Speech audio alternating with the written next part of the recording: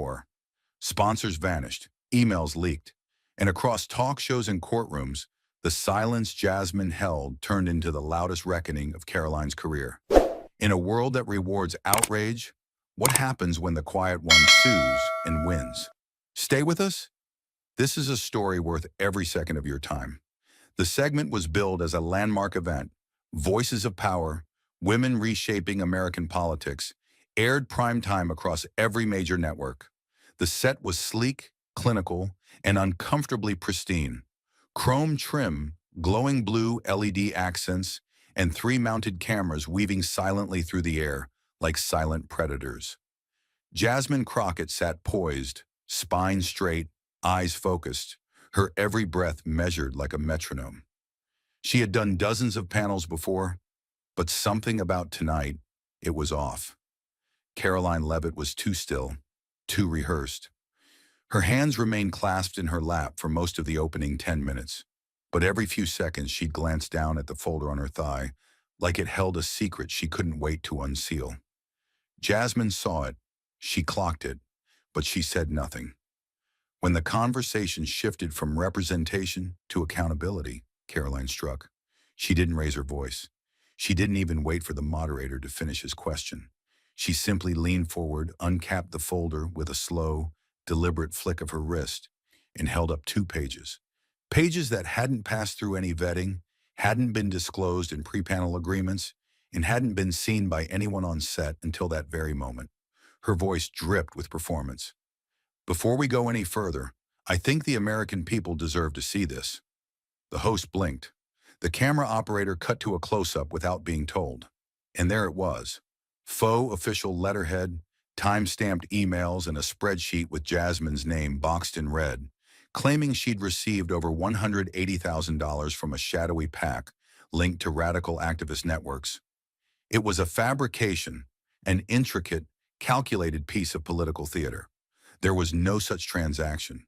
The PAC was real, but the document had been doctored. Metadata stripped, header blurred, context erased. Karoline didn't just smear Jasmine. She constructed the illusion of corruption, built it pixel by pixel, line by line, like a house of mirrors designed to collapse on command. "Tell me, Congresswoman," Karoline purred, "what exactly did they pay you for?" Every head in the studio turned. The host hesitated, unsure whether to intervene or let it spiral. The air thickened. One of the journalists shifted, then quickly looked down. A bead of sweat slid down the cameraman's temple. Jasmine, however, didn't even flinch. She didn't reach for the paper. She didn't ask for a fact check. Instead, she turned slowly, deliberately, toward the main lens, the live feed pouring into 17 million homes, and stared into it like it was a courtroom. Then she said, with the precision of a closing argument, "I'll answer you in court." No shout, no emotion, just verdict. And the room knew it. She had just flipped the script. The camera's red light faded, but the damage had already detonated. Jasmine didn't wait for the post-show debrief, didn't engage with the moderators or wave to the viewers. She walked straight through the backstage corridor, past the buzzing producers and stunned interns, her heels clicking like a metronome of restraint. Her chief of staff, already on the phone with legal, matched her pace. In the back seat of the SUV waiting outside, Jasmine said only 6 words. "Find out who printed that document."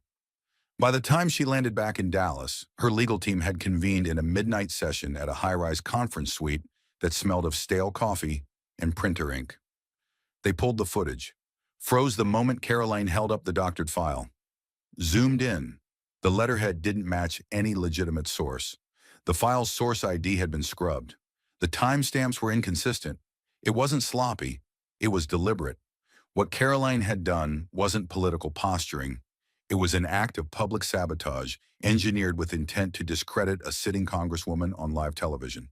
By hour 36, Jasmine's lead counsel, Elijah Marin, a stone-faced constitutional litigator who once faced down a sitting governor, had drafted a civil complaint that read like an indictment.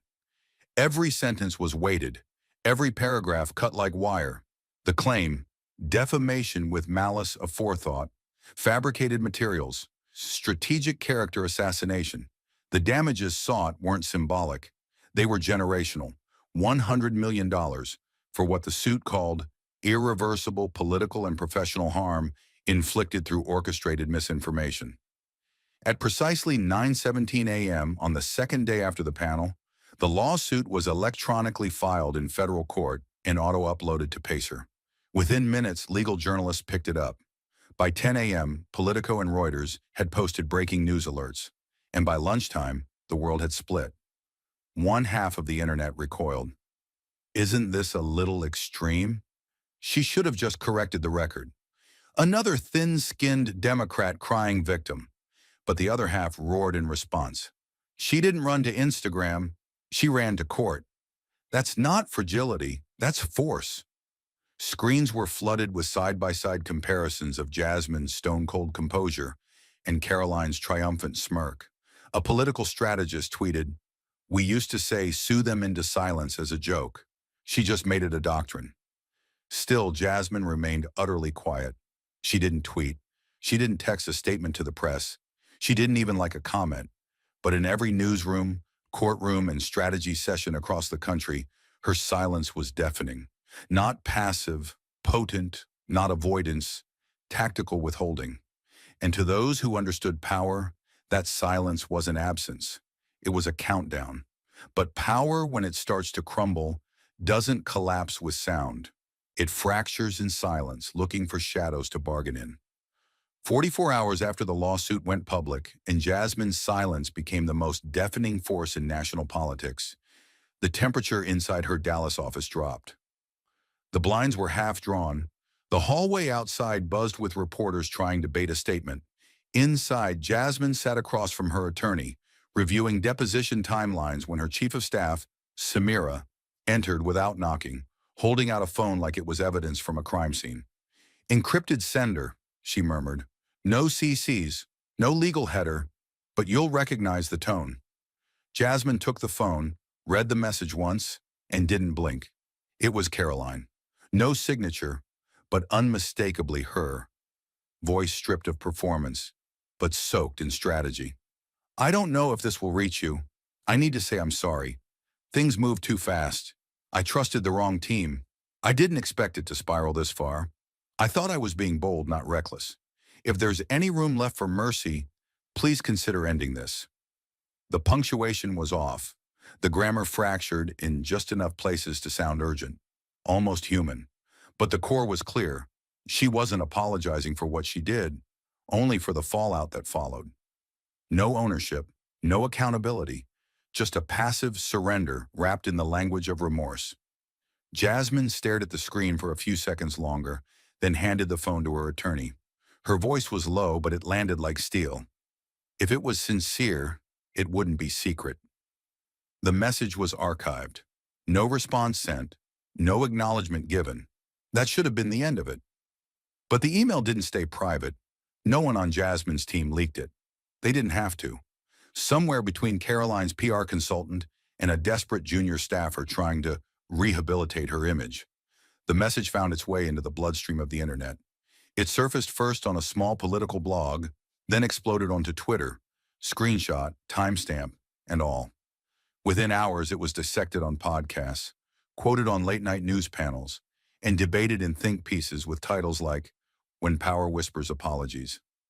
The irony scorched. Karoline, who had weaponized the public arena to humiliate Jasmine, was now retreating to the shadows, begging for clemency with no witnesses. And the public? They saw through it.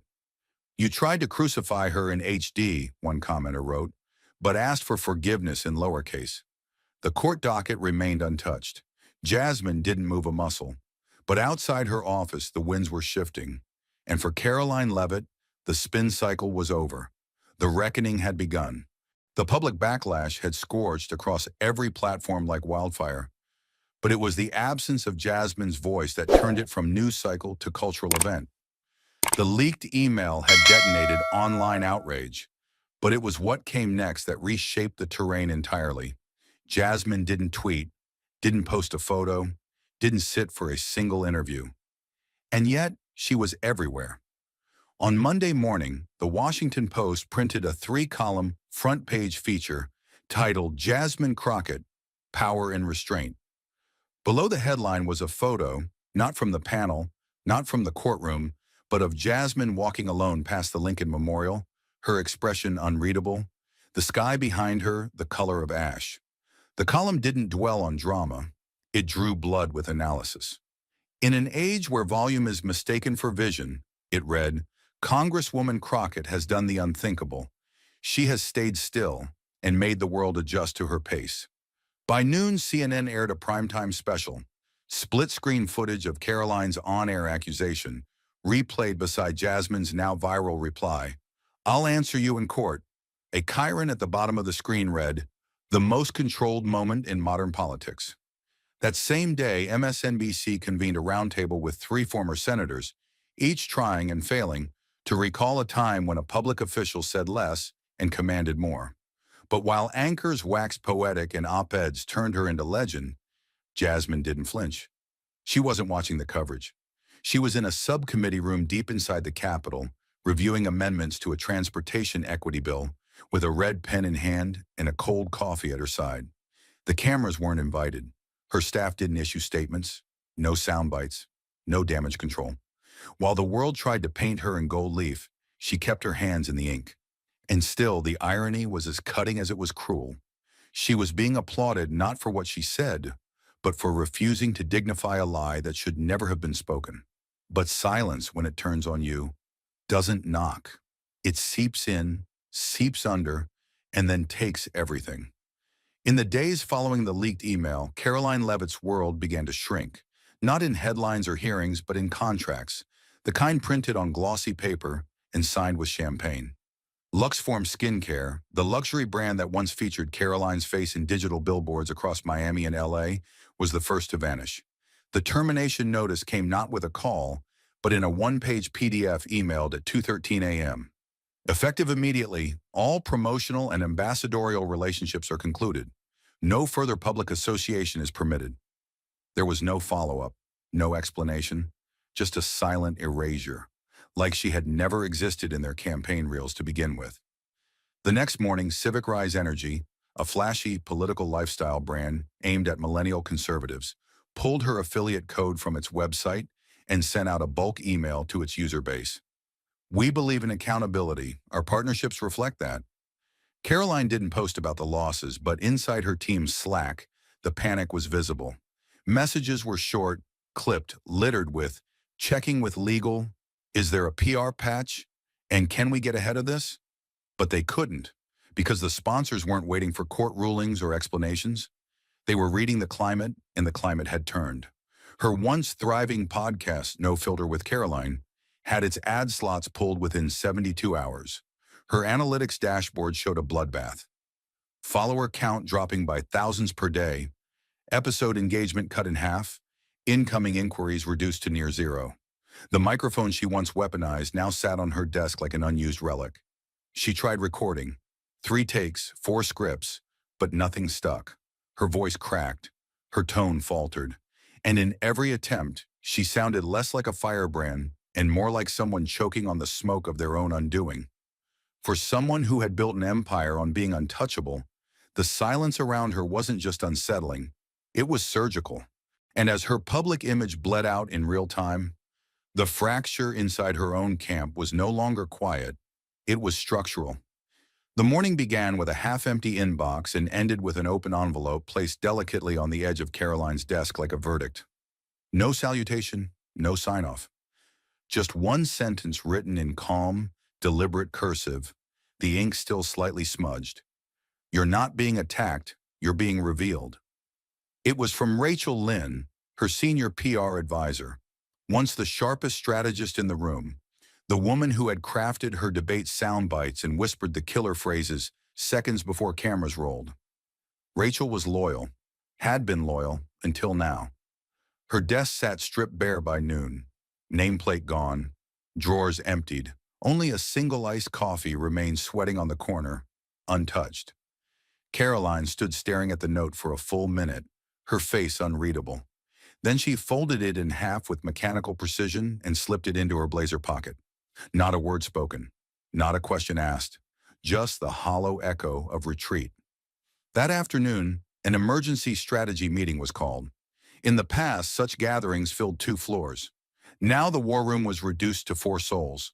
Karoline, her legal counsel, a junior assistant who looked like she wanted to disappear, and a comms intern patched in via glitchy Zoom audio. The air was dense with failure, the silence between sentences louder than the voices attempting to salvage her future.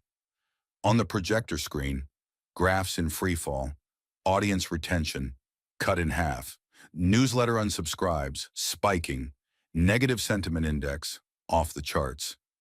"We need a reset message," the intern offered weakly.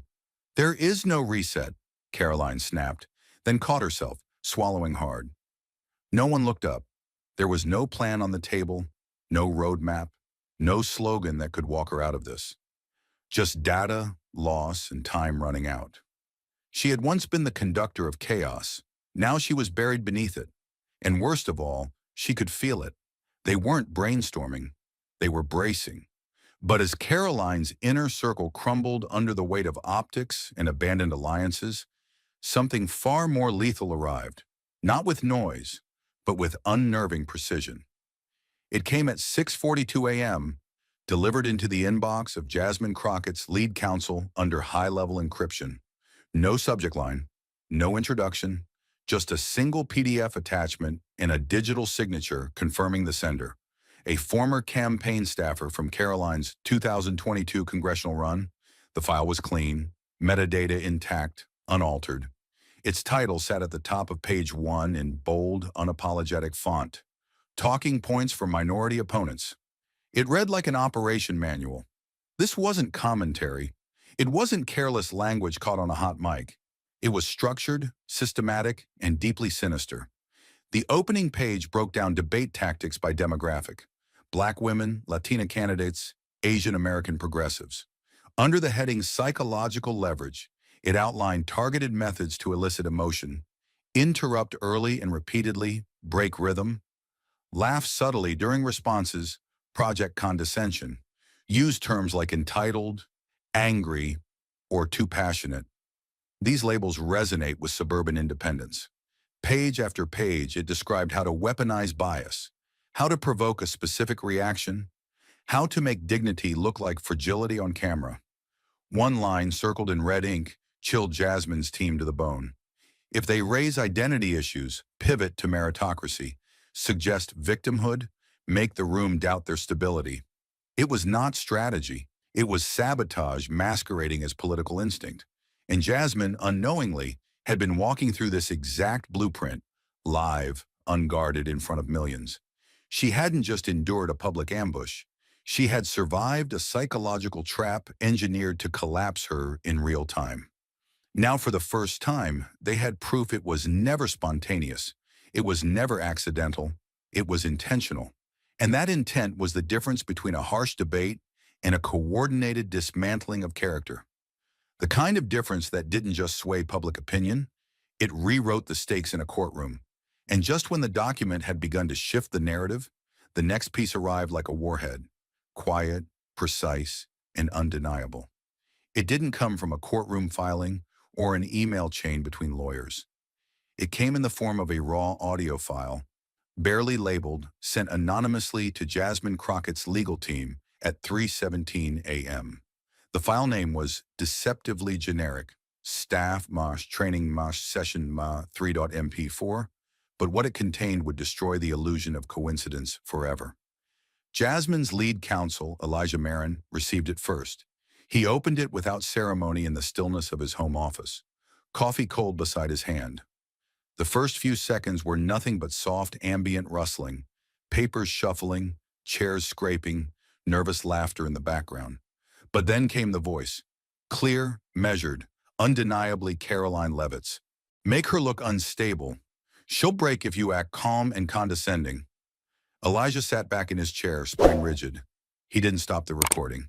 He turned the volume up. Karoline's voice continued, casual and crisp, like someone explaining a morning routine. "Don't interrupt right away. Just watch her pacing. Women like her, they build steam. Let them think they have the floor. Then smile. Let your face say, you're emotional. Even if you don't say a word, the audience will hear it. Trust me, they always do." A male voice chuckled off mic. Someone else chimed in. So it's like polite disruption? Karoline laughed. Exactly, it's performance. But if you stay calm, she'll do the work for you. She'll over-explain, she'll show frustration, and by then, she's already lost. There was no anger in her tone, no spite. That was what made it so chilling. She wasn't venting. She was training. Elijah didn't speak for a long time. He simply let the recording finish. It ran 23 minutes and 28 seconds, long enough to erase any plausible deniability, long enough to draw a straight, brutal line between Karoline's televised attack and the campaign culture that had carefully rehearsed it. He forwarded the file to Jasmine's secure drive, then called her. She answered on the first ring. He didn't offer a greeting, only 6 words. We have her voice. It's real. When Jasmine listened to the audio later that day, she didn't flinch. She didn't take notes. She just stood by the window in her district office, arms crossed, while the training unfolded in her earbuds like a tactical breakdown from the enemy's playbook. With every passing minute, the pieces snapped into place. The constant interruptions during live panels, the passive smirks, the smothering politeness that never quite masked the blade underneath. She hadn't imagined the performance. She had survived it. And now she had evidence that it had never been personal. It had been procedural, scripted, standard. One line in particular lodged itself like a splinter beneath her skin. Let the audience do the rest. It wasn't just manipulation, it was exploitation. It didn't aim to challenge her policies. It aimed to weaponize the very stereotypes she had spent her life resisting. That a black woman raising her voice must be angry. That measured confidence must be arrogance. That silence must be admission. Jasmine didn't need a press statement. She didn't need to explain herself. What she held in her hand was no longer a defense. It was proof of design, of strategy masquerading as spontaneity. Back in Elijah's office, the legal team dissected every syllable of the recording, cataloging timestamps, speaker IDs, tonal shifts, and phrases designed to incite. They cross-referenced the tactics with Karoline's televised attack down to the moment she smiled into the camera after leveling her false accusations. Every move, every tone, every calculated breath had been rehearsed like choreography. It wasn't a miscalculation. It was a deliberate narrative trap. And Jasmine had walked into it in real time and refused to take the bait. The significance of the recording couldn't be overstated. It turned speculation into certainty. It turned public discomfort into judicial gravity. What had once been dismissed by some as a bad faith debate moment was now revealed for what it truly was: an orchestrated strategy designed to fracture the credibility of women of color on live television. And Jasmine, she hadn't just endured it. She had outlasted it, without raising her voice, without playing into their hands. She had survived a battlefield built specifically to break her, and emerged standing, while Karoline's mask now lay in pieces at her feet. And as the damning audio settled into the bloodstream of the public narrative like venom, the fallout began mutating, moving from private outrage to cultural autopsy. But the next blow didn't come from a courtroom, a headline, or a microphone. It came from a dorm room lit only by the glow of a laptop screen and the fury of someone who refused to let the lie stand unchallenged. At 2:08 a.m., Layla Jordan, a second-year media studies student at Howard University, posted a video to TikTok that would gut the national conversation like a scalpel. No filters, no dramatic music, just precision. The screen was split in two. On the left, Karoline Leavitt's now infamous panel performance, frozen mid-sentence, her hand raised with smug confidence as she accused Jasmine Crockett of corruption. On the right, a close-up of the leaked Talking Points for Minority Opponents document, each section annotated in bright red. The caption across the middle was devastating in its simplicity. This wasn't spontaneous. It was rehearsed. Layla's voice guided the video, calm but cutting. "Let's watch this together," she said. Here's Karoline saying Jasmine's tone is unbecoming of leadership. Now look at the document. Page 4, use civility as a weapon, suggest emotional instability. She tapped her screen, then let the clip roll again. Next, she interrupts during the first 15 seconds of Jasmine's response. Page 2, Interrupt early to derail rhythm. The video built momentum not through spectacle, but with chilling clarity. By the time she got to Karoline's smug closing smile and paired it with the tactic from the document, smirk to imply they're overreacting, it didn't feel like coincidence anymore. It felt like a trap that had finally been exposed frame by frame. The response was volcanic. Within the first hour, the video had 750,000 views. By sunrise, it had crossed 4 million. But more than views, it was the engagement that told the real story. The comments poured in by the thousands, law students quoting constitutional implications, activists calling for formal ethics reviews, working professionals admitting they'd seen the pattern before but never had the proof. This is not just a takedown, one user wrote. This is what structural bias looks like when it's caught on tape. Another simply commented, she didn't lose control. She was under attack, and she knew it. The virality moved fast. Across Twitter, Instagram Reels, even LinkedIn, where political consultants began dissecting the clip with uncomfortable candor. But it wasn't just the internet. By midday, traditional media picked up the scent like blood and water. The Atlantic was the first to strike. Their feature dropped just after noon with the kind of headline that doesn't blink. Humiliation isn't opinion, it's a strategy. The article didn't waste time. It framed Karoline's performance not as a rogue moment of televised friction, but as the most recent example in a decades-old pattern of weaponizing optics against women of color. It cited prior moments, Maxine Waters being called unhinged, Alexandria Ocasio-Cortez being interrupted in finance hearings, Kamala Harris being labeled aggressive mid-sentence. But it wasn't the history that stunned readers. It was the specificity. This isn't about tone, the piece declared. It's about designing rhetorical cages, then punishing women for trying to speak from inside them. Jasmine's name was mentioned 6 times. Her quotes, 0. She hadn't spoken, hadn't reacted, hadn't posted a word. That was the most powerful detail of all. The piece didn't elevate her voice, it elevated her restraint. And in doing so, it reframed silence not as absence, but as strategy. Jasmine was not hiding. She was watching the world indict itself. Meanwhile, Karoline's side scrambled. Her social media pages stalled. Her podcast feed went dark. The comms team, what remained of it, had no messaging plan. Because how do you spin a strategy document when a 19-year-old just turned it into national curriculum in real time? How do you deny intent when the internet has already made a forensic timeline of your cruelty, when they've clipped your smirk and slowed it down to the very frame that proves you practiced it? For Jasmine, this moment should have been vindicating.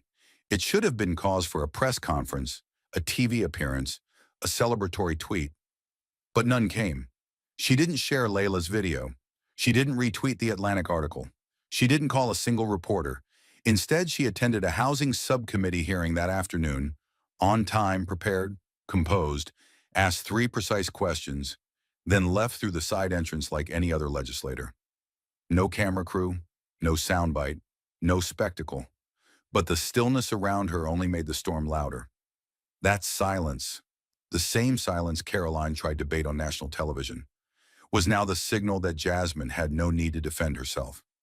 Because the country was doing it for her. Because a college student had peeled back the curtain. Because the Atlantic had slammed the gavel. Because every tactic once thought too subtle to prove had now been rendered undeniable by evidence, exposure, and the collective memory of a public that refused to be gaslit again. And Jasmine, she remained still. Because sometimes the loudest sound in the room is the silence no one can talk over. But even as the world echoed with condemnation, and her silence stood taller than any microphone, Jasmine knew the final move wouldn't come from social media. It would come wrapped in legal language, inked with desperation. The email arrived at 9:02 a.m., marked confidential settlement proposal from the law offices representing Karoline Leavitt. It didn't scream, it didn't grovel, it didn't even try to explain. Just 5 bullet points, clinical and calculated, typed in clean serif font and ending with a clause Jasmine read twice. An 8-figure payout, a formal agreement to withdraw from all public-facing media for no less than 24 months. No television, no podcast appearances, No interviews, panels, commentaries, op-eds, or advisory roles. Digital silence, personal retreat, institutional vanishing. The document made no admission of guilt, no apology, no retraction, only absence, priced and packaged. Jasmine sat at the long wooden table in her district office, the lights low, blinds half drawn against the Texas sun slicing across the room. Her legal team surrounded her, Elijah to her left, Samira across from her, two junior associates flipping through printouts. But none of them spoke as she stared at the final clause. It wasn't the money that anchored the moment, though the zeros carried gravity. It was the condition of disappearance. The terms weren't crafted to settle. They were built to erase, to redact Karoline's voice from public memory without ever acknowledging why. And yet, that very absence would become the headline. Not guilt, not growth, just removal. She leaned back in her chair, hands still folded on the table, then finally broke the silence. Her voice was even, quiet, but filled the room like a verdict. Does her silence now deserve the same weight mine carried? The question didn't hang in the air. It sliced through it. Elijah blinked, glanced down at the settlement document again, but said nothing. He knew exactly what she meant. Jasmine's silence had never been retreat. It had been resistance. It had been strategy. It had been the only language left when her dignity was being stripped live, in high definition. And now Karoline wanted to claim the same silence, but as an exit strategy. Not earned, not endured, bought. Samira shifted forward, her eyes narrowing as she studied Jasmine's face. She's not choosing silence. She's choosing invisibility over accountability. Jasmine nodded slightly but said nothing. She didn't need to, because behind her stillness was fire. She remembered the look in Karoline's eyes during that panel. Cool, calculating, certain. She remembered the sound of her own breath as she sat frozen, accused in front of millions, knowing if she raised her voice by even an inch too high, it would be twisted into aggression. She remembered the burn of restraint, the cost of composure, the smirks, the laughter, the headlines questioning her reaction instead of the attack. And now Karoline, when faced with consequences, wanted to vanish quietly. No court ruling, no testimony, just a check and a vanishing act. Jasmine stood slowly, circled to the window, the folder still in hand. Outside, the city moved as it always did. Cars, pedestrians, ordinary noise. But inside, the storm continued. The offer was real, legally binding. It would end everything. It would fund policy initiatives, mentorship programs, legal clinics for women like her who didn't have access to national stages. And yet, accepting it would mean letting Karoline leave through a side door, never answering for what had been done by design. Elijah finally spoke, his voice low, cautious. It's leverage, Jazz. You control the timeline. You control the language. If you say yes, she disappears. You win the war. Quietly. Jasmine didn't turn from the window. And what do we lose? She asked. Who tells the story then? No one answered. She walked back to the table, her fingers brushing over the signature line. The weight of the pen had never felt heavier. It wasn't about revenge. It never had been. It was about the blueprint that had been exposed, and whether allowing Karoline to vanish without public consequence would send a message louder than any court ruling ever could. Her silence had forced the country to listen, but was it enough to let the noise simply stop now? She looked at Elijah again. The question isn't whether we settle. It's whether we let this become a pattern that ends in whispers and payouts. He nodded slowly. Samira folded her arms. We're not just choosing closure. We're defining the cost of harm. Outside, the light shifted across the room. Jasmine sat down again. The folder remained open. The silence thickened. Not the silence of surrender, but of deliberation, of legacy, of the space where impact is decided, not just felt. She didn't pick up the pen. Not yet. And so the folder stayed on the desk, untouched, unsigned, while the city turned without pause and the world waited for Jasmine's next move. The offer was there, undeniable in its magnitude. 8 figures, silence in exchange for silence, erasure dressed up as resolution. And yet Jasmine didn't move. Not that night, not the next. For 48 hours, she stepped off the grid in plain sight. No staff briefings, no social media activity, no phone calls to her legal team. She didn't answer Elijah's texts. She didn't open the court alerts stacking in her inbox. Instead, she existed in the quiet, walking through her neighborhood without sunglasses, shopping for groceries like a civilian, cooking her own meals without music. It wasn't avoidance. It was measurement. And every moment was a needle on a scale, weighing not just the offer, but the meaning behind it. The folder traveled with her, tucked into her tote bag at the farmer's market, sitting beside her coffee while she read through old policy drafts, resting on the kitchen counter while she sliced vegetables with surgical precision. She didn't read it again. She didn't need to. She had memorized every clause. It wasn't the language that haunted her. It was the idea of permanence. What would it mean if she signed? What would she be accepting? That justice was better handled in the quiet back rooms of negotiation? That the loudest insults could be buried under non-disclosure agreements and polite phrases like mutual resolution? That silence could be bought and sold depending on who was holding the pen? She spent the second night sitting alone in her living room. No lights but the ones from across the street filtering through the window blinds. The folder lay unopened on her coffee table, her phone face down, her tea gone cold. She remembered the panel moment, the exact breath she took before Karoline leveled that false accusation, the weight of every eye in the room, the knowledge that if she reacted with 1 inch of visible rage, she'd confirm every unspoken stereotype Karoline's team had built into their attack strategy. Jasmine hadn't flinched then. She had held. And now she wondered, was this moment any different?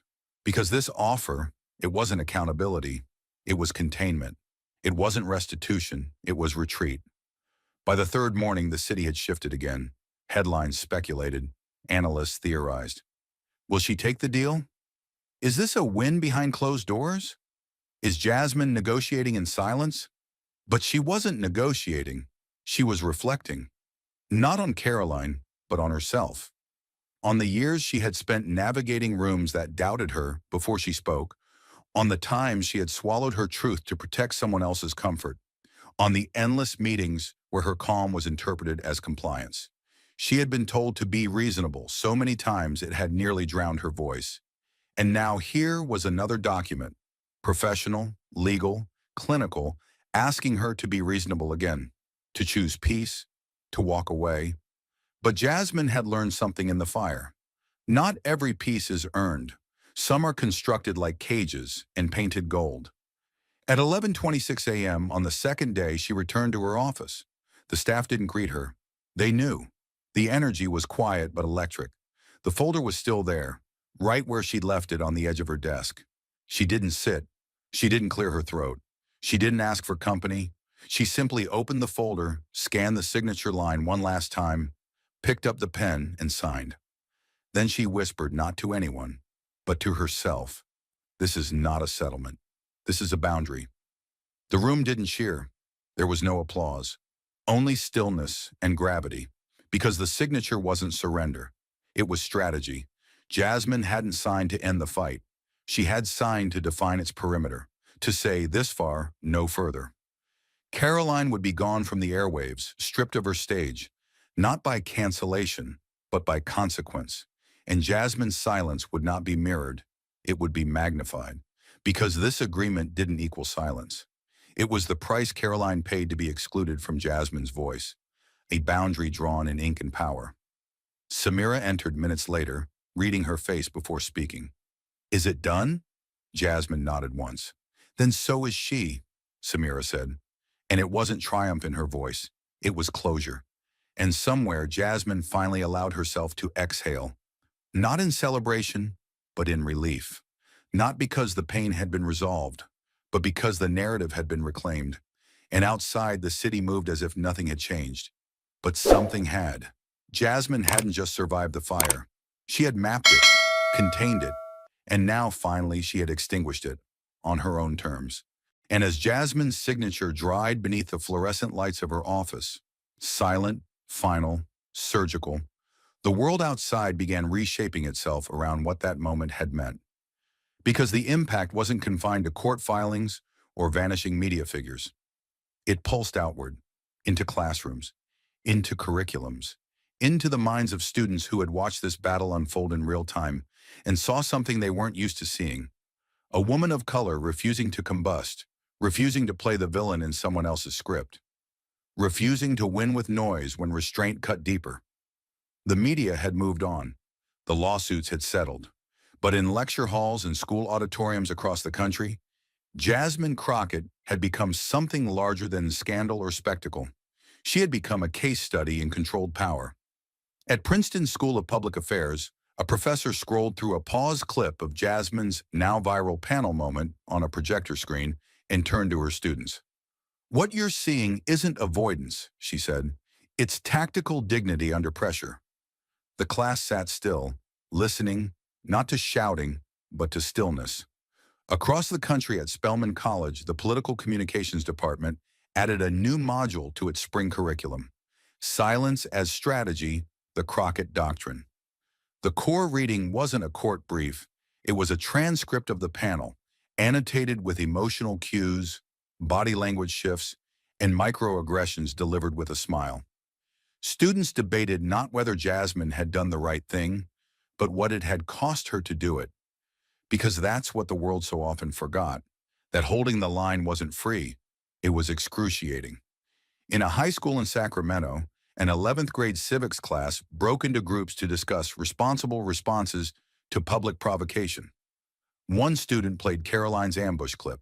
Another played Layla Jordan's TikTok side by side with the leaked talking points memo. Then the room fell quiet as Jasmine's voice, calm, unshaken, delivered that now immortal phrase: "I'll answer you in court." No yelling, no retaliation, just precision. The teacher wrote on the board. Accountability doesn't always sound like anger. And beneath it, responsibility isn't silence. It's choice. In debate clubs from Baltimore to Berkeley, Jasmine's handling of the situation became an example of what they began calling measured resistance, not because it was weak, but because it was undeniable. Judges across state-level competitions started recognizing students not just for sharp comebacks, but for emotional control under duress. At one state final, when a black student was intentionally interrupted 3 times in under a minute, she simply paused, breathed, and continued with a composure that sent the auditorium into a stunned silence. Afterward, when asked how she didn't snap, she said, "I watched Congresswoman Crockett. She didn't fight fire with fire. She watched the room burn and didn't blink." But the most powerful shift wasn't institutional, it was generational. Middle schoolers, barely old enough to vote, began quoting Jasmine's courtroom response in essays about bullying, racial bias, and social media pressure. One 8th grader in Michigan wrote, "She didn't make noise. She made change. And that's louder." At a youth leadership retreat in Denver, students were given scenarios involving provocation, personal attacks, and targeted humiliation. The goal wasn't to fight back harder, it was to respond with consequence, not reaction. And over, Jasmine's image appeared not as a politician, but as an archetype, the woman who held her breath and made the country hold theirs. Meanwhile, her silence, still never publicly broken, had morphed into something mythic. Educators called it a masterclass in restraint. Crisis managers called it a blueprint for dignified dissent. But in classrooms, it was something deeper. It was proof. Proof that composure wasn't weakness, that not clapping back didn't mean surrender, that justice didn't always arrive with a shout, but sometimes with a signature. And Jasmine's was the signature that redrew the line between humiliation and strategy, between outrage and ownership, between reaction and resolution. Because in a world obsessed with viral rage, what Jasmine had done was so rare it had to be taught. And so it was. She hadn't just rewritten the rules. She'd made them readable. And students, young, alert, watching, were now learning how to live by them. Not to imitate her silence, but to understand its power. To know that sometimes the sharpest thing you can do is not play the game they've trained you to lose. And after the storm had quieted, after Karoline's empire had begun to crumble, after legal filings had settled like dust in the Capitol's air, after networks had turned their cameras elsewhere, something far quieter happened. but it landed like thunder in the silence. In the low-lit dormitory of a liberal arts college just outside of Atlanta, a young black woman named Maya sat at her desk, headphones off, breath shallow. She had just rewatched the national broadcast of Jasmine Crockett's hearing. Again. Not for the headlines, not for the spectacle, but for that moment. The one where Jasmine had said nothing, no retaliation, no raised voice. Just that haunting, surgical line. "I'll answer you in court." It wasn't just a response. It was architecture, something Maya had never seen before. Something built out of control, precision, and restraint. And it made her question everything she'd ever been taught about how to survive in spaces not built for her. She opened her laptop. Her fingers hovered over the keyboard, then typed, "Dear Congresswoman Crockett, I watched what you did on national television. Not just once, but 5 times. And each time, something in me unraveled and reassembled. I've spent years thinking that to be heard, I had to be loud. That if I didn't shout, I'd vanish. But you stood still, and the whole world listened. You taught me I don't have to scream to be heard. And for the first time, I believe I can lead without breaking first. Thank you." She stared at the message. Her thumb trembled above the send button. Then quietly she clicked and sat in the soft glow of her screen, crying. Not because she was sad, but because someone had finally modeled power in a language her soul recognized. The email arrived at 2:08 a.m. Capital Time. Jasmine wasn't awake, but one of her senior aides, still at her desk because the world hadn't yet calmed down, flagged it and paused. Unlike the deluge of political commentary, this wasn't opinion. It was witness. There was no hashtag, no link, no trending clip. Just a young woman typing from the seams of her own becoming, saying, "I saw you, and now I see myself." When Jasmine read it the next morning, she didn't forward it. She didn't mention it in press briefings. She didn't post it to social media with a long caption. She printed it on thick paper stock and folded it into her daily journal. She held it like evidence, but not legal evidence, spiritual evidence, that all the restraint, all the silence, all the calculated endurance had landed somewhere real, that even if the world was addicted to noise, somewhere in that chaos, stillness had created a ripple. She closed the journal, sat in her office, and looked out toward the National Mall, where monuments stood for wars fought with bullets and bayonets. But hers had been fought with breath, with composure, with every ounce of discipline not to meet fire with fire. And now, far from the courtrooms and networks, a student she'd never met had become a kind of living monument to what Jasmine had proven. That dignity can echo louder than rage. That to be still in the face of humiliation is not weakness, it is strategy. It is lineage. It is inheritance. And in that moment, Jasmine Crockett finally allowed herself a private smile. Not of pride, of confirmation. She had not shouted. She had not bent. She had simply stood still, and the next generation had heard her anyway. And as Jasmine quietly folded Maya's email into her journal like a sacred vow, the echo of restraint moved like a shock wave across the very stage where noise once reigned supreme. On the opposite end of that silence, Karoline Leavitt vanished, not with a press release, not with an apology, just vanished. Her once dominant digital presence, which had once thrived on provocation and algorithmic outrage, began flickering like a dying signal. One morning, her Twitter account, once a daily deluge of talking points and indignation, was found deactivated. Days later, her Instagram went dark. Her podcast RSS feed, which once pushed out weekly monologues to hundreds of thousands, stalled without warning, its final episode ending mid-sentence, like a voice cut off in freefall. No sponsor stepped up to ask why. No network offered an explanation. No host filled the silence on her behalf. Producers stopped calling. Karoline, who just weeks prior had been a fixture on late-night panels and Sunday morning roundtables, became a name no one dared say aloud in green rooms. The air around her became radioactive, not because of cancellation, but because of exposure. She hadn't lost a platform. She had detonated her own foundation. The brand she built on outrage couldn't withstand the weight of a single leaked recording or a handwritten note from a college girl, or a courtroom document titled Exhibit C, Pattern of Targeted Manipulation. She retreated to silence not out of grace, but out of necessity, because no amount of spin could unring a bell once it's been struck with the truth. Her team, once an entourage of stylists, strategists, and scheduling managers, had withered to silence as well. Emails went unanswered. Press requests were met with dead air. Rumors surfaced, whispers of a potential rebrand, a comeback narrative, a ghost-written memoir, but none of them stuck. Because the market had shifted, the appetite had changed. What once earned her airtime now reeked of calculation.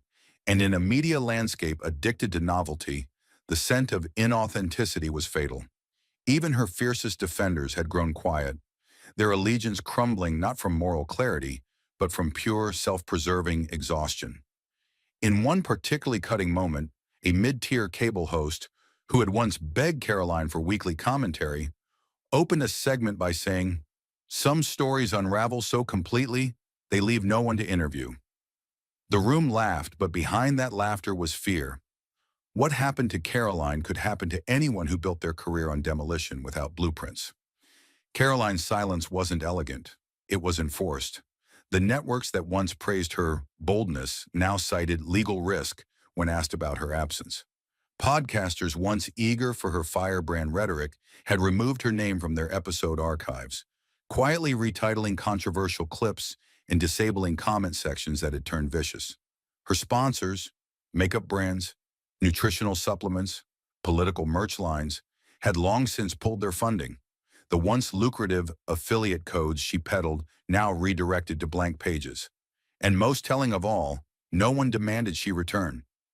In a final attempt at relevance, one of Karoline's aides reportedly floated the idea of a redemption livestream, a raw, unscripted appeal to the public.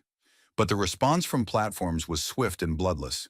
No slot, no support, no space. The silence she once weaponized had turned on her. And in its place stood only the echo of what Jasmine had modeled with precision. Not vengeance, not vitriol, but a refusal to disappear and a refusal to perform. Karoline didn't hold a press conference.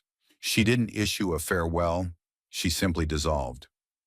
Not all downfalls come with fireworks. Some arrive slowly, like dusk, until you realize the light is gone, and it's been gone for a while. And just when it seemed the storm had passed and silence reclaimed its space, the world looked to Jasmine once more. Not through headlines or hashtags, but through a folding chair in a sun-warmed church basement in Dallas. No cameras, no microphones, just community. The air carried the scent of old wood and cafeteria coffee, the room dimly lit by dusty windows and filled with worn faces looking for clarity in a world that often punished it. Jasmine stood at the front, not behind a podium but near a chalkboard, her heels scraping softly on tile as she stepped forward to speak. "Sometimes," she began, her voice even, low, yet echoing in every chest present, "silence isn't surrender. It's the sound of someone still standing." The words landed like thunder in a whisper. They didn't demand applause. They earned reverence. Around her, people nodded, not as spectators, but as witnesses. These were voters, teachers, single mothers, veterans, people who had survived systems that rarely apologized. They understood that silence can be strategy, that endurance is not weakness, that choosing not to scream is sometimes the boldest thing you can do in a world waiting to dismiss your volume as rage. And then from the third row, a child's voice rose. Not naive, not rehearsed, but honest. "Are you angry?" The question pierced the quiet like a bell. Jasmine turned her head slowly, her eyes meeting those of a young girl no older than 10, her legs swinging slightly above the floor, pink barrettes catching the afternoon sun. Jasmine smiled. "Not the kind you give to cameras, but the kind you give when you fought a war no one fully saw and survived anyway." "Very," she replied, "but I choose not to pay for that anger with myself." The room didn't erupt. It inhaled. Because in that moment, every woman who'd ever swallowed rage to protect her future saw themselves reflected. Every man who'd lost something by reacting instead of responding heard a blueprint for restraint. It wasn't about submission. It was about preservation, about not letting your enemies decide the shape of your silence or the tempo of your retaliation. And as Jasmine stepped down from the front, the crowd didn't cheer. They rose, because what they had just witnessed wasn't a speech. It was a survival lesson, one that wouldn't trend, one that wouldn't air, but one that would echo. And because that single exchange between Jasmine and the little girl distilled the conflict into a living parable, the next breath in the room was no longer about lawsuits or leaked memos. It was about the deeper human lesson pulsing beneath every headline and hashtag, the lesson that would outlive both victory and scandal. The first thing that lesson demanded was clarity. Injustice rarely screams its name. It often arrives disguised as civility, perfectly tailored, expertly paced, counting on its target to erupt and confirm the stereotype it built in advance. But Jasmine had refused that invitation, and in doing so, she exposed a truth many had felt but never seen proved in daylight. That controlling your voice when someone weaponizes your silence is the most radical act of self-preservation. People in power expect humiliation to trigger rage, because rage is easy to dismiss and even easier to monetize. Restraint, by contrast, unsettles them, reorders the stage, makes the aggressor explain the empty space where chaos should have been. The humanitarian lesson, then, begins here. Dignity is not the absence of anger. It is the discipline to spend that anger only where it earns interest for the next generation. On every television set, Jasmine's stillness looked simple, but inside that stillness lived 1,000 swallowed retorts, each one costing her a fragment of comfort she will never get back. And yet she paid it, because she understood that every audience, especially the unseen, unheard, unprotected, was studying her reaction like scripture, hunting for a pattern to survive their own invisible wars. So when she finally answered that little girl, Jasmine wasn't telling just one child about measured fury. She was telling every future witness that composure can be a fist if you know how to clench it without closing your hand. The second flare of the lesson is that power rooted in empathy detonates more slowly, but leaves a deeper crater because it changes the soil itself rather than merely scorching the surface. At the Dallas gathering, people expected a rallying cry, maybe even a tidy moral delivered in textbook cadence. But Jasmine gave them something raw, a confession that her calm was expensive, that her silence was a forged shield hammered from every time she had been told to tone it down. Those words, "I choose not to pay with myself," resonated precisely because they acknowledged the cost no court ruling can refund. The emotional tax of having to prove you deserve the very oxygen someone else takes for granted. In that confession lies a radical form of public service, refusing to model self-destruction as the only path to social change. By illustrating the price of restraint, Jasmine reframed heroism from dramatic sacrifice into strategic sustainability, teaching that movements die when their leaders burn out for applause they never truly wanted. Audience members later said they left the meeting carrying a strange blend of fury and relief. Fury at the system that made her swallow so much. Relief that she showed swallowing is not the same as choking. In classrooms days later, teachers replayed that quote and asked students to write essays on the economics of anger, challenging them to calculate what is lost when dignity is forced to scream to prove it exists. The exercise revealed a collective exhaustion with performative outrage and a budding hunger for resistance that heals the resistor even while confronting the abuse. Jasmine's presence turned that hunger into curriculum, giving language to people who had only ever tasted bitterness but never named it on paper. Third, the humanitarian takeaway insists on a dangerous honesty. Structural bias survives not because it is invisible, but because it is tediously predictable. A factory line of tiny humiliations that break targets before audiences realize a weapon has been drawn. Karoline's downfall wasn't a random implosion. It was the inevitable collapse of a strategy built on that factory line being hidden. Jasmine's legal victory, though quiet, flung open the warehouse doors, forcing the public to inventory every conveyor belt of manipulation humming beneath political theater. The leaked talking points document became required reading in multiple communication courses, not as a relic of villainy, but as a decrypted playbook students must recognize in future boardrooms, newsrooms, and legislative floors. Professors asked their classes to reverse engineer those tactics into an ethical firewall, challenging each student to propose real-time counters that protect dignity without surrendering potency. Through that exercise, the humanitarian lesson crystallized. Oppression thrives in patterns. Break the pattern, and you break the spell.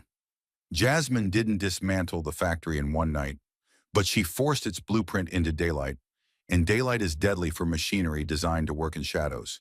Now, every time a pundit smiles condescendingly at a whistleblower, or a senator interrupts a witness with feigned civility, a portion of the audience spots the gears turning and calls it by its truest name: engineered discredit. That collective recognition, born from one woman's refusal to combust, marks the slow erosion of an empire built on manufactured meltdowns. Fourth, the lesson warns that silence has a half-life. Wielded wrongly, it poisons the witness. Wielded well, it poisons the lie. Jasmine's signature on the settlement was a masterclass in ensuring her stillness remained antidote, not toxin. By stating this is a boundary, she converted hush money into hush accountability, turning the very tool meant to erase wrongdoing into a monument to consequence. Community leaders have since used that move as precedent, advising activists to negotiate remedies that force offenders off the stage rather than trap survivors behind non-disclosure gags. In seminars on survivor advocacy, counselors cite Jasmine's approach as the silent closure model, emphasizing that true closure isn't people forgetting the harm. It's the harm no longer paying rent to the memory of it. The humanitarian core here is nuanced. One must discern when silence liberates and when it enslaves, because both wear the same mask. Jasmine's meticulous choice underlined that distinction with Courtroom Inc., teaching observers that every forced apology and every performative meltdown is worthless if it demands your voice as part of the payment plan. Fifth, the lesson reveals that redemption, contrary to popular myth, is not universal. It's custom-made, invoice by invoice.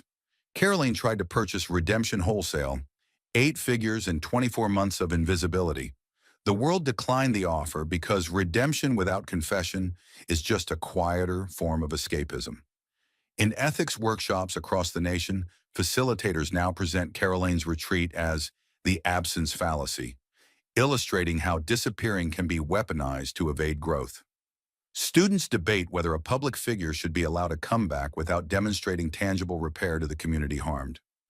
Overwhelmingly, they conclude that pause is not penance.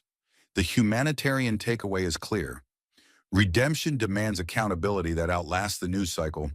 Anything less is a brand refresh, not a moral resurrection. Sixth, the Dallas Hall itself became a microcosm of democratic possibility. A politician speaking without microphones, a community listening without spectacle, a child interrogating power without fear. That constellation of interactions proved that civic spaces do not require grand stages. They require honest proximity. City planners have since cited the forum as evidence that local governance thrives when stripped of pomp. Smaller rooms, shorter speeches, longer listening sessions. In those rooms, the humanitarian lesson breathes. Justice is not a transaction between giants. It is a dialogue among neighbors. If leaders wish to legislate empathy, they must first practice it in basements, folding chairs, and school cafeterias, where eye contact is inevitable and platitudes suffocate. Seventh, Jasmine's exchange with the girl reframed anger itself as a resource, not a liability. In psychology circles, therapists now unpack her quote, "But I choose not to pay for that anger with myself," as a mantra for trauma stewardship. Clients are taught to visualize anger as a currency. You can invest, donate, squander, or save it, but you cannot pretend it doesn't exist. This reframing dismantles the stereotype that marginalized people must either internalize rage or erupt destructively. Instead, Jasmine's model offers a third path: strategic expenditure, where anger funds boundaries rather than fires. The therapist guides clients through scenarios. What does paying with yourself look like here? What does investing your anger wisely look like? In this framework, Jasmine's restraint becomes a psychological tool, not a political anecdote. Eighth, media literacy programs now place Jasmine's saga alongside classic propaganda studies, illustrating how misinformation thrives on emotional sabotage. Students dissect how Karoline weaponized the suspicion that women of color will break under pressure, then compare it to historical propaganda tropes used against activists like Angela Davis and Shirley Chisholm. They learn that the enemy of manipulation is not merely fact-checking, it is composure long enough for evidence to surface and contradictions to collapse under their own weight. Jasmine's trial becomes an equation. Silence plus documentation equals explosive truth. The equation is then stress-tested in simulated debates where one participant uses condescension to provoke while the other practices measured response. Thank you for watching until this moment and for standing with us on this journey for justice. Your support means everything. Like, subscribe, and turn on notifications so you never miss what's next. And we'd love to hear your thoughts. Leave a comment below and let us know what moved you most in this story. Together, our voices make a difference. Jasmine Crockett is on a mission to expose the truth, and Senator Lindsey Graham is standing in her way. When Jasmine uncovers a massive political cover-up involving Graham, the stakes couldn't be higher. With over 15 million viewers tuned in, she fights to tear down a system built on lies and corruption. As Graham scrambles to protect his empire, Jasmine's relentless pursuit of justice threatens to unravel everything. Will she be able to hold the powerful accountable, or will the truth be buried forever? The battle for transparency is about to get brutal. Who will come out alive? Stay with us. This is a story worth every second of your time.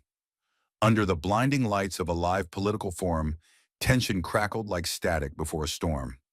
Senators sat in polished rows, papers neatly stacked, voices measured, until Jasmine Crockett moved. Without a word, she reached beneath the desk and pulled out a thick yellow folder, its edges creased, corners battered, spines swollen with documents. In one swift, unapologetic motion, she slammed it onto the table directly in front of Lindsey Graham. The sound echoed, sharp, deliberate, final. The room froze. Journalists stopped typing. Camera crews leaned in. Graham's eyes narrowed, but his hands gave him away. They tightened around the edge of the desk like he was bracing for impact. His smile faltered. This wasn't a political stunt. It was a loaded weapon placed center stage, and Jasmine's silence made it even louder. For a long moment, she didn't speak. She just stared at him, unblinking, unmoving, as if daring him to be the first to flinch. The folder remained closed, but its presence hung in the air like a verdict waiting to be read. The audience could feel it. Something had shifted. This wasn't just a debate, it was a confrontation years in the making. Jasmine had faced years of being underestimated, interrupted, dismissed. But now, in front of millions, she had flipped the power dynamic with one simple act.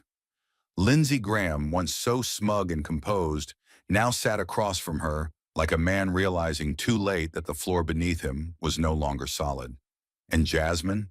She hadn't even said a word. Yet, the silence from the folder's impact had barely faded when Jasmine Crockett moved again. This time with the precision of someone who'd waited years for a single strike. The room, still gripped in the stunned quiet, watched her fingers slip back into the folder. Slowly, deliberately. Her hand emerged holding not a document, not a report, but a photo. One photograph. She didn't speak. She didn't need to. With her chin high and eyes steady, Jasmine raised the image between her fingers, angling it toward the cameras, the press row, and the stunned congressional aides frozen in their seats. It wasn't pixelated or vague. It was crystal clear. Senator Lindsey Graham, captured under the cold yellow glow of a side street security light, standing outside the rear entrance of Armitage Strategies, a lobbying firm tied to multiple federal investigations. The timestamp glared from the corner, 11:43 p.m. on the night of a government bidding scandal that had redirected $12 million in federal contracts. His posture was relaxed, his expression smug. He wasn't just there, he was comfortable being there. Jasmine held the photo like it was a piece of a much larger machine, an opening lever that would unhinge the entire room. For a few breaths, she said nothing, letting the image do its quiet violence. People didn't blink. Even Graham's aides, seated behind him, shifted in their chairs. Then came his voice, low and rehearsed like a shield he'd worn too many times. "You've got nothing," he muttered, cool as glass. "That's Photoshop, a smear tactic. I've seen better deepfakes from teenagers." He reached for the water glass in front of him, but his fingers hesitated before touching it. Jasmine lowered the photo just slightly, enough to meet his eyes across the table. "You think that's fake?" she asked, her tone soft but laced with static, like the hum before lightning strikes. "Is that how far removed you are from the truth now? That you can stare at your own shadow and call it theater?" The silence that followed didn't feel still. It felt compressed, as if the air had thickened with unspoken truths. Jasmine wasn't finished. "You've spent your career making people like me justify our presence, our voice, our right to speak truth to power." Her voice didn't rise, but it sharpened. "Every time I asked a question, you dodged it. Every time I asked for a vote, you buried it. And now, when the facts finally catch up to you, all you can say is fake?" Her eyes burned through him. "Senator, if reality offends you, maybe the lie wasn't what was fabricated. Maybe it's been your version of integrity all along." A low murmur crawled across the crowd. Reporters turning to each other, staffers checking their phones, whispering names and timestamps. But Jasmine didn't break gaze. She didn't gloat. She didn't flinch. Because beneath the photo, beneath the accusation, was something colder, deeper. This wasn't just about one night. It was about a lifetime of men like him never being held accountable until now. The silence that followed Jasmine's last line wasn't relief. It was a prelude. The air hung thick, not with applause or outrage, but with realization. Slowly, methodically, she reached into the folder again. Her hand returned holding a printed email, the paper slightly curled at the edges from how long she'd been waiting to use it. She didn't raise her voice. She didn't need to. "This is from April 28th, she said calmly, holding it up for the moderators. "An internal message from a senior aide to Senator Graham." She began to read aloud. "We need this shut down. The whistleblower's timeline overlaps with the leak. Options, NDAs, or exit package. Run it through discretionary to keep it clean." A low murmur swept through the room, heads turning, backs stiffening. Jasmine let the words hang in the air, like smoke after gunfire. She didn't look at Graham yet. Instead, she laid the email flat on the table, then produced another. This one was stamped confidential, but she had obtained it through an anonymous submission, verified, time-stamped, and cross-checked. "May 2nd, she continued, voice tightening just slightly. Subject line, Athena Protocol, immediate transfer." Her finger dragged beneath the line item that read, $137,500, marked as community infrastructure reimbursement. But there's no record of this going to any community project. In fact, the recipient was a shell firm, set up 12 days prior, dissolved 3 weeks later.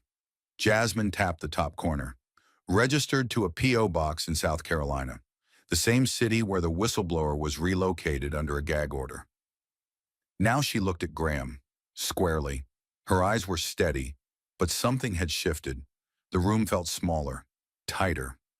"You move money," she said, her voice not accusatory, but surgical. "You hid it in the folds of bureaucracy and paperwork. You thought it would vanish like all the others." She reached for one last document, thicker, heavier, signed, sealed. But she didn't vanish. Jasmine unfolded the notarized affidavit and held it aloft, letting the seal catch the studio lights.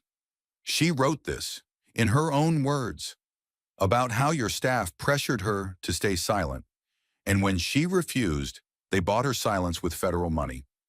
A gasp, uncontainable this time, rippled through the audience like a snapped wire.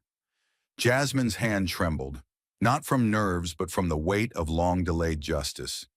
"She gave me this a year ago. I waited, hoping the system would work, that someone else would act." Her voice cracked, not from weakness, but from fury honed into restraint. "But nobody came, so I brought it here." She dropped the affidavit beside the other pages, a final piece in the puzzle no one wanted to see completed. Across from her, Graham didn't move. His face was a mask, but his fingers twitched beneath the table. because Jasmine Crockett hadn't just accused him. She had mapped it, named it, proved it. And in doing so, she didn't just disrupt the room, she turned it into a courtroom, and the evidence was screaming. The pages on the table hadn't even stopped rustling when Lindsey Graham leaned back, drawing a slow, practiced breath, as if he'd been waiting for this moment to play a different kind of card. His voice came low and smooth, the tone of a man who believed he could still reclaim the room with posture alone. "You've made your point," he said, eyes narrowing on Jasmine. "You've stacked your papers, delivered your monologue, had your cameras rolling." He gestured toward the evidence like it was nothing more than dramatic decor. "But let's not pretend this is about justice. It's about resentment. You've wanted this microphone since the day you walked into Congress, because deep down, this isn't about right and wrong. It's about me and your grudge." A few people shifted in their seats. He pressed the moment harder. "This is a political hit job, and frankly, it reeks of desperation." The heat didn't move Jasmine. It clarified her. She stepped forward, not raising her voice, but tightening it with a force that felt atomic. "I don't fight from resentment, Senator," she said, her eyes cutting clean through him. "I fight because I remember what it feels like to be unheard." Her words came crisp, unflinching, and in each syllable was the weight of every time she had been told to wait her turn. "Because while you were busy cutting backroom deals under marble ceilings, I was watching communities collapse under policies signed with pens like yours." She leaned in just slightly. "You want to talk about hate? Let's talk about systems built to erase people who look like me, sound like me, rise like me, and how you've made a career of preserving those systems with a smile." Graham's face remained composed, but his fingers began to tap the table, too softly for cameras, too nervously for denial. "Oh, please," he muttered. "Don't give me the moral crusader act. Everyone in this town plays the game." Jasmine didn't back down. Her voice dropped lower. "You're right. This is a game. But the difference is, I didn't come to win. I came to change the damn board." The room tightened again. "You think you've got the monopoly on dignity because you've worn the same flag pin for 20 years?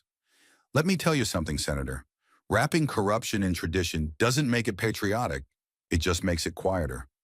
Her voice trembled for the first time, not from weakness, but from carrying the full weight of truth under fire. "I didn't come for you. I came for what you represent. And if that makes you uncomfortable, then maybe you were never standing on principle, just hiding behind it." The room didn't move. The silence wasn't neutral. It was choosing sides. And for the first time all evening, Graham didn't speak. Because there was nothing left to dismiss when a woman who had once been talked over was now the loudest force in the room, without ever raising her voice.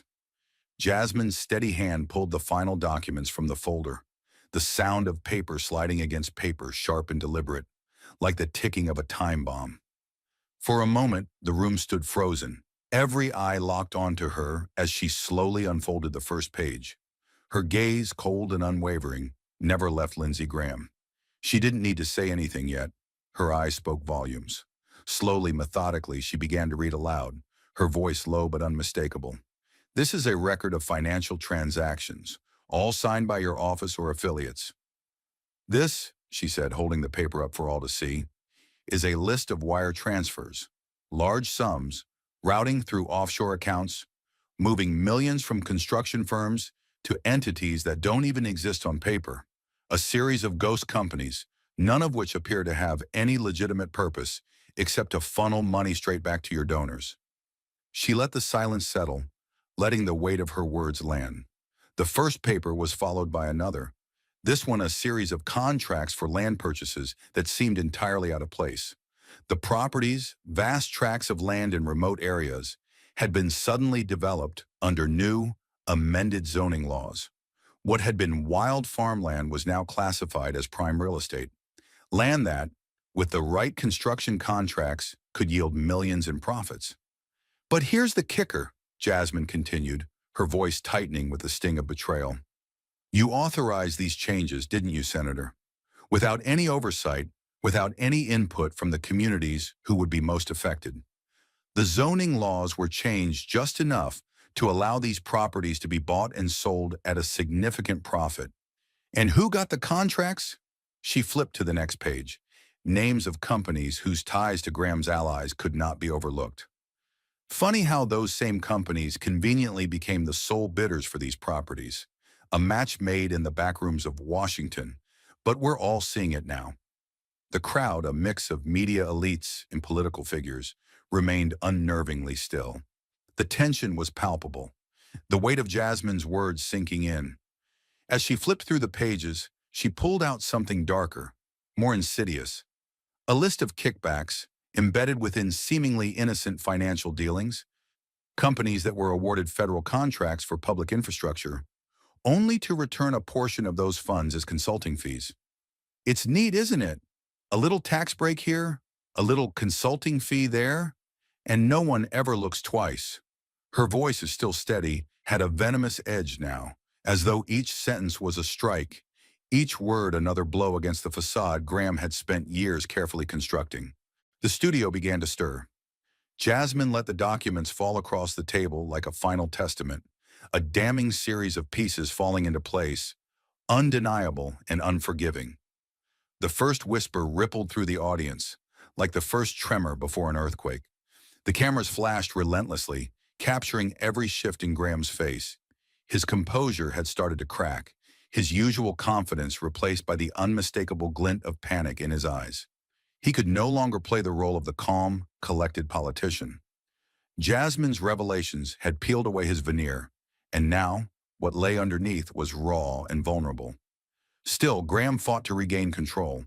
He shifted in his seat, adjusting his suit, but the gesture felt forced, desperate.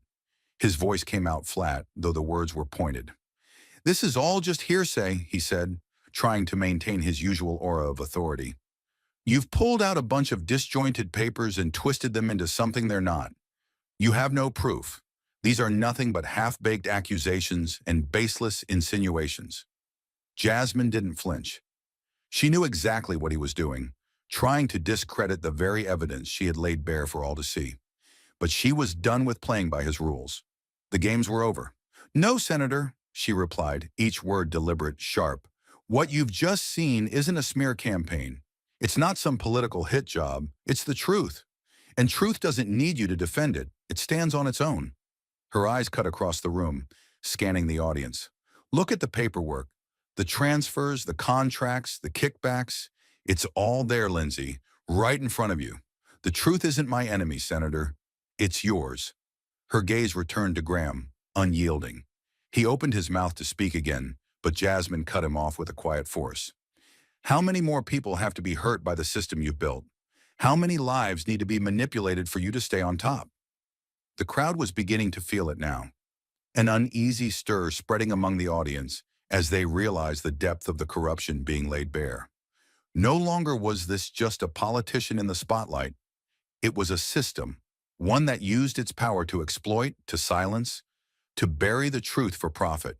And the man at the center of it all had just been exposed, with nothing but lies left to stand on. The whispers grew louder. Some heads turned away from Graham, their loyalty now uncertain. A few, those closest to him, shifted uncomfortably in their seats, their eyes betraying the quiet doubt creeping into their minds. One by one, the cracks in Graham's defense spread like fissures in ice. His supporters, once staunch and unwavering, were beginning to waver, not just in doubt, but in disappointment. Jasmine had done more than uncover evidence. She had exposed the very foundation of Graham's power, a house built on lies, funded by the silence of those who should have known better. And now, for the first time, it was crumbling. The shift in Lindsey Graham's tone was subtle, but unmistakable, an instinctive retreat dressed in rationalization. Gone was the aggressor who had thrown barbed lines and rhetorical traps. What stood in his place now was a man fumbling to wrap himself in the language of pragmatism, as if moral decay could be justified through repetition. "Let's not pretend," he said, his voice strained, his eyes flickering across the room. "Politics was never meant to be pure. It's compromise, it's backroom deals, trade-offs. That's how things get done, always has been. You think you're going to change it by wagging your finger and throwing papers? This isn't some college ethics seminar. This is Washington. You survive by bending, by knowing when to look the other way." The words poured out too fast. like he was trying to convince not just the room, but himself. A trace of sweat clung to his brow now, catching the stage lights in a way that hadn't happened earlier. But Jasmine didn't blink. She absorbed every word, every syllable twisted into weary justification, and when she spoke, her voice wasn't raised, but it carried like a war drum in a silent battlefield. "You just admitted it," she said, her tone surgical, stripping the veneer off his defense. "You want us to believe that rot is just routine? That because the game's always been rigged, we're all supposed to pretend it's noble. But let me tell you something, Senator. Filth that's been there long enough doesn't stop being filth. It just gets more comfortable to sit in." Her words sliced deeper now, the restraint in her voice giving them more gravity than shouting ever could. "You say compromise like it's courage, but there's nothing brave about letting people suffer so you can keep your hands clean. That's not politics. That's cowardice wearing a flag pin." Graham's jaw twitched. He tried to speak, but nothing came out at first. His tongue darted across his lips, searching for the next line that might undo the damage. But Jasmine had already exposed the cracks, and the light was pouring in. The audience, now fully captivated, leaned forward, not out of curiosity, but reckoning. Jasmine didn't give him space to reset. "And don't insult us by pretending this is how it has to be," she continued, her eyes locked on his. "The system didn't corrupt itself. Men like you did that. Men who confused survival with servitude, who thought staying in power was more important than telling the truth." Her voice trembled, not with fear, but with the tension of a dam held too long. "I didn't run for office to fit into this mess. I ran because I was sick of being told that injustice is just part of the equation." Graham leaned forward again, trying to reclaim his ground with forced composure. "You speak like an outsider, like someone who's above it all. But you're here too, Congresswoman. You've voted, you've made deals, you've played the game." His voice grew sharper again, like he was grasping for a rhythm that had already left him. "Don't stand there pretending you're cleaner than the rest of us." But Jasmine only stepped closer, her shadow now casting over the table. "The difference, Senator, is that I haven't forgotten who I serve," she said, her voice now laced with steel. "I know compromise. I've done it when I had to.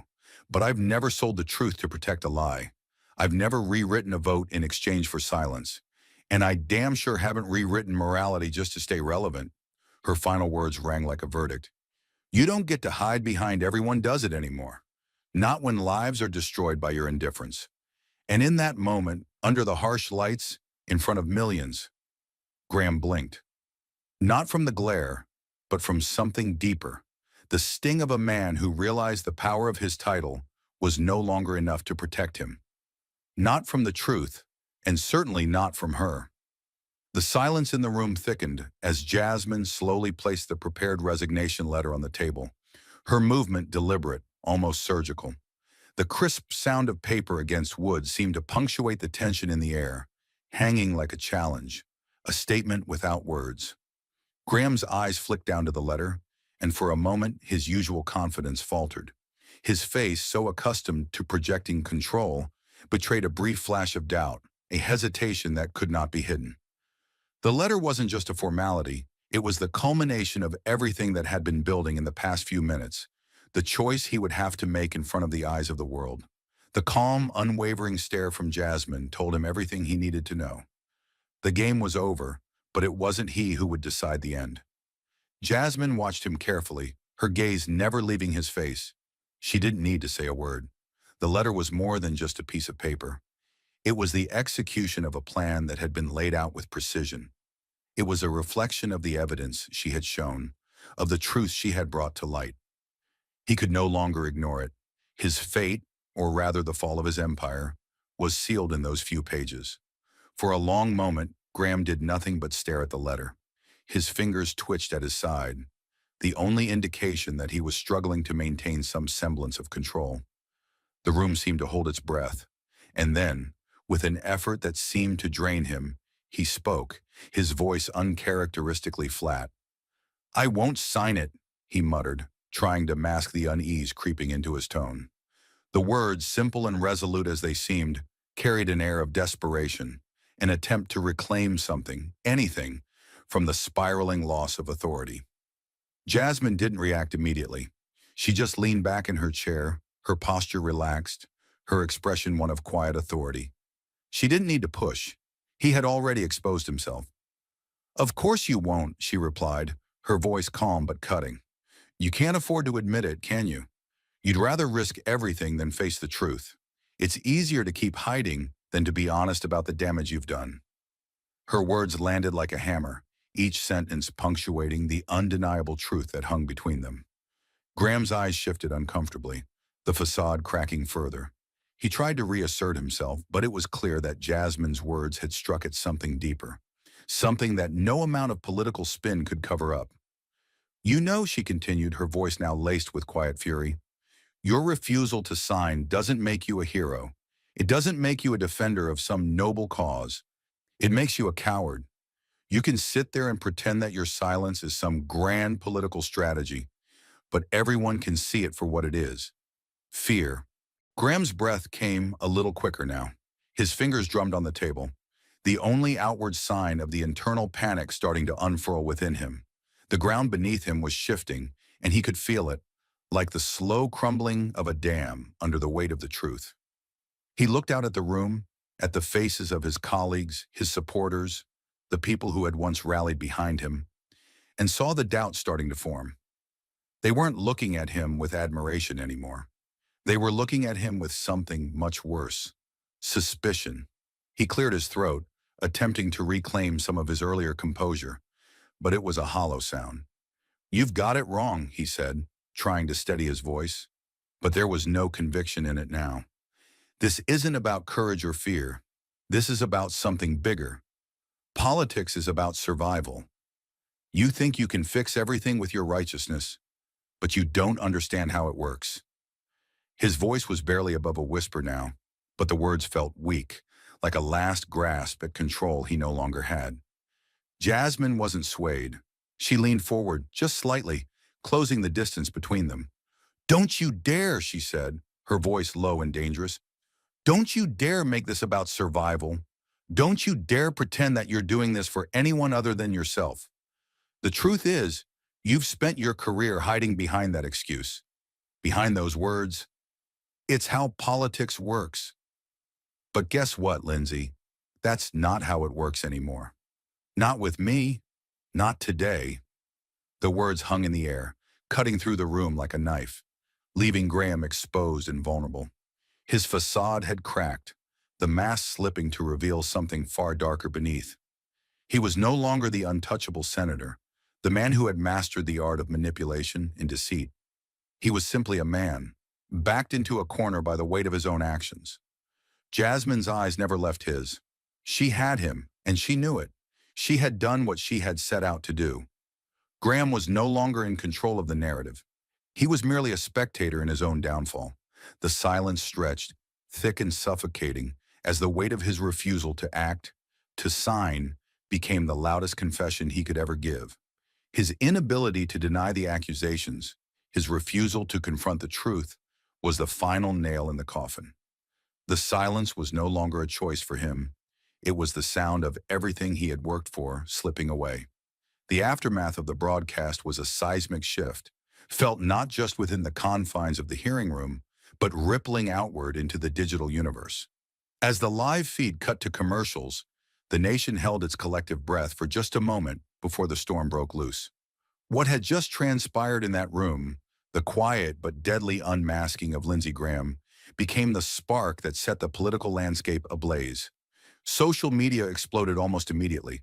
The confrontation between Jasmine and Graham, a moment so charged with tension, found its way into every corner of the internet.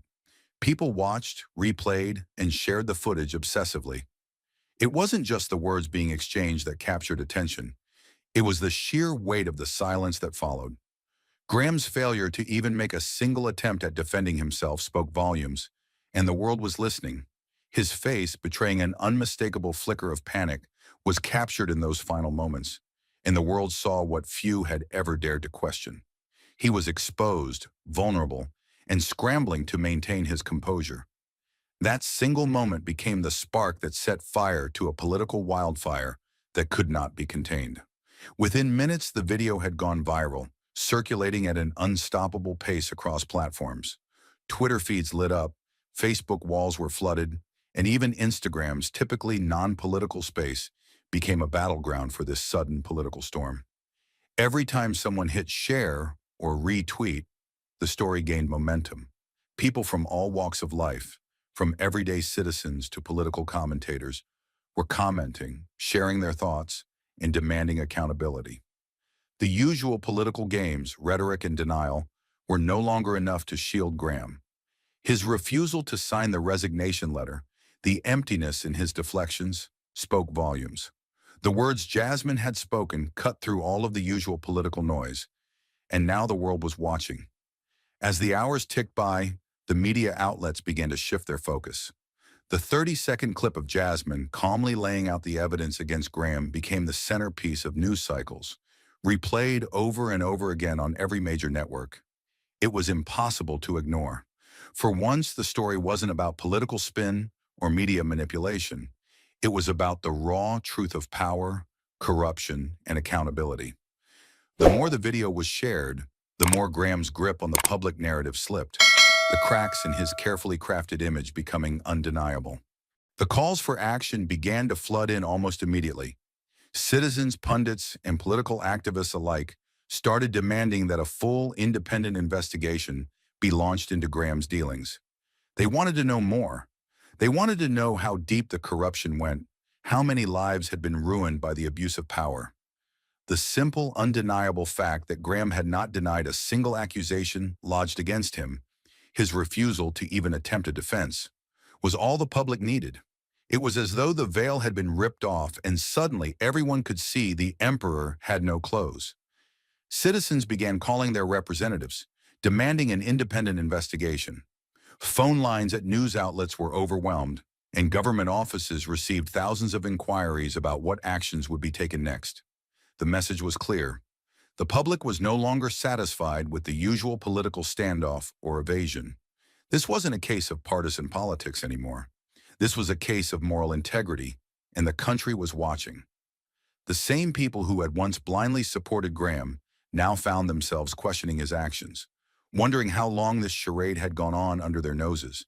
In offices, in cafes, in homes across the nation, people started talking. What had Graham been hiding? How far did the web of corruption stretch? Jasmine had shown them a glimpse, but the public wanted to see more.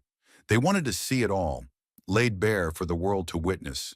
The quiet revelations Jasmine had brought to light were now a full-fledged call to action, and the people were answering. They were demanding more transparency, more answers, and the accountability that had been so long overdue. Television networks, once dominated by the same tired faces and political spin, began to feel the pressure as well. Producers scrambled to get experts on the air, to dissect every detail of the video, to break down the facts and provide context. The clip of Jasmine confronting Graham played over and over again, each time carrying more weight. News anchors, once known for their neutrality, now spoke with a sense of urgency, as if they too had seen something they couldn't ignore. For once, it seemed that the media was doing its job, not to shape the narrative, but to expose it for what it truly was. The fight wasn't just for political dominance. It was for the soul of the country, for the integrity of its leaders. This moment, this single exchange, had become a turning point. The idea that corruption could be swept under the rug had suddenly become unacceptable. Graham's attempts to minimize the situation, his feeble attempts to twist the narrative, were failing. Public trust, once his shield, was now shattered. The public wasn't just watching anymore. They were demanding action. And the more the story spread, the more the pressure mounted. There was no place left for Graham to hide. His silence, his unwillingness to face the truth, was no longer a position of strength. It was a sign of guilt, a confession in its own right. Political figures from both sides of the aisle began to speak out. Some called for immediate action, others voiced their concerns over the deeper implications of the accusations. But one thing was clear: the status quo was no longer acceptable. There was no turning back now. Graham could no longer manipulate the narrative. The people had spoken. The truth, once hidden behind layers of deception and power, was now a public demand. Every hour that passed, the voices calling for justice grew louder. And Jasmine? She stood at the center of it all, unwavering, the embodiment of the truth that so many had been too afraid to speak. She had sparked the fire, and now it was spreading across the nation, a force that couldn't be contained. And as the world turned its gaze to Lindsey Graham, he knew it. His career, built on years of manipulation and secrecy, was crumbling in real time. There was no escape, no spin. The truth had found its way out, and it was now up to him to face it or be consumed by it. The waves of outrage that had surged across the nation following Jasmine's explosive confrontation with Graham were still rippling through the halls of Congress. But Jasmine, ever the strategist, wasn't content to let the momentum die. She knew the time had come for something more, something that would force the system to confront its darkest truths. The world had seen what happened when power went unchecked, and she was ready to put a stop to it. She wasn't just going to expose the rot, she was going to change the system itself. The moment she stood in front of the congressional chamber, holding up a bold new piece of legislation, the air shifted. Her voice, steady and resolute, echoed through the halls, carrying the weight of the moment. "I propose the Public Integrity Act," she declared, her words cutting through the air like a sword. "A bill that will hold every member of Congress accountable for their financial dealings. A bill that will ensure full transparency, because if we're going to restore trust in our government, we have to start by holding ourselves accountable." The words hit the room with the force of a thunderclap. For a moment, it felt as if the world stopped spinning. Every eye in the chamber turned to her, and the tension was palpable, thick with disbelief and anticipation. This wasn't just another political maneuver. It was a direct challenge to the very core of the establishment, a direct assault on the corruption that had festered for years. Jasmine had thrown down the gauntlet, and now it was up to those in power to decide whether they would pick it up or retreat into the shadows. At first, the response was predictable. Some of the usual players, those who had grown comfortable in their positions of power, sneered and whispered among themselves, dismissing the proposal as little more than an empty gesture. But Jasmine wasn't fazed by their dismissals. She knew the truth of what she was up against, and it only strengthened her resolve. This wasn't going to be easy, but she had faced harder battles before. She had stood toe-to-toe with some of the most powerful figures in politics, and each time, she had come out stronger. This moment would be no different. What she hadn't expected, though, was the sudden shift in the room. The murmurs of doubt and dismissal began to quiet as a group of bipartisan lawmakers stood, one after another, and voiced their support for her bill. It started with a few cautious endorsements, then built into a groundswell of approval. These were people who had once been part of the same system Jasmine was now challenging, yet here they were, standing with her. There was a sense of urgency in their voices, as if they knew the time for change had arrived, and they couldn't afford to sit idly by any longer. It wasn't just the usual allies either.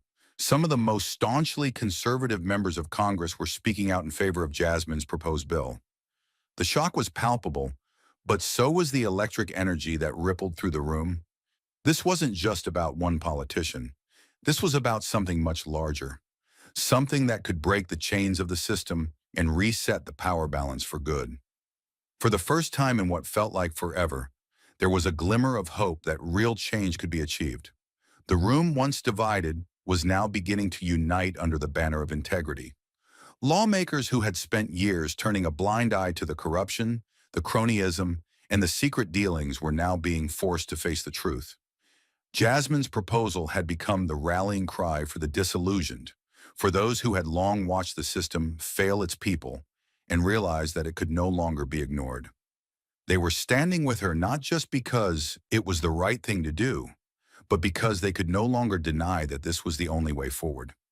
Jasmine stood tall, her heart pounding in her chest as she watched the sea of people begin to shift. The political tide was turning, and for once it wasn't in favor of the status quo. She could feel the weight of this moment, the historical significance of it. She wasn't just fighting for herself anymore. She was fighting for every person who had ever been let down by a system that was supposed to protect them. This was for the ones who had been silenced, for those who had seen their voices drowned out by the powerful. This was for the people who had trusted that their leaders would act in their best interests, only to find out they had been betrayed. As the support for her bill continued to grow, the realization began to sink in. This wasn't just a political statement, it was the beginning of something much more profound. Jasmine had given the people something they hadn't had in years: hope. Hope that the government could be held accountable. Hope that the rich and powerful no longer had a monopoly on the truth. Hope that real systemic change could actually happen. And for the first time in a long time, the American people were starting to believe that it could. But as the momentum continued to build, there was still a long road ahead. Jasmine knew that not everyone would be on board. The pushback would come, and it would be fierce. She could already hear the whispers of the powerful figures who would try to bury her bill, who would try to discredit her at every turn. But she had been here before, and she knew exactly what needed to be done. She wasn't going to back down. Not now. Not when the stakes were higher than ever before. The battle for integrity had only just begun, but Jasmine was ready. She had ignited a fire, and now it was up to the rest of the nation to keep it burning. What came next would be up to the people, the lawmakers, and the ones who had the power to change the system. But Jasmine knew one thing for sure. This was no longer just about one bill. It was about rewriting the rules of the game. And she wasn't going to stop until that was done. This wasn't just a political fight anymore. It was a fight for the soul of the nation. And Jasmine Crockett was leading the charge. The shock wave of Jasmine's proposal had barely begun to settle when the next bombshell dropped. Lindsey Graham, despite the pressure mounting on him from every corner, refused to resign. His stance was clear.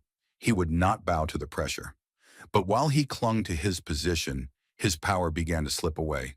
The Senate Judiciary Committee, the very committee that had been his stronghold, took swift action, and Graham was promptly removed. It wasn't a resignation, not a fall from grace in the traditional sense, but it was a devastating blow to his influence. The committee, where so many important decisions had once been made at his command, was now out of his reach. His days of running the show were over, and everyone in Washington knew it. Jasmine watched this unfold with a sense of quiet satisfaction. She had faced so many obstacles to get to this moment: political maneuvering, public criticism, and the countless hours spent in the shadows, unrecognized. Yet here she was, standing as a witness to the unraveling of the very system that had sought to silence her. Graham's fall, though not complete, was still a victory.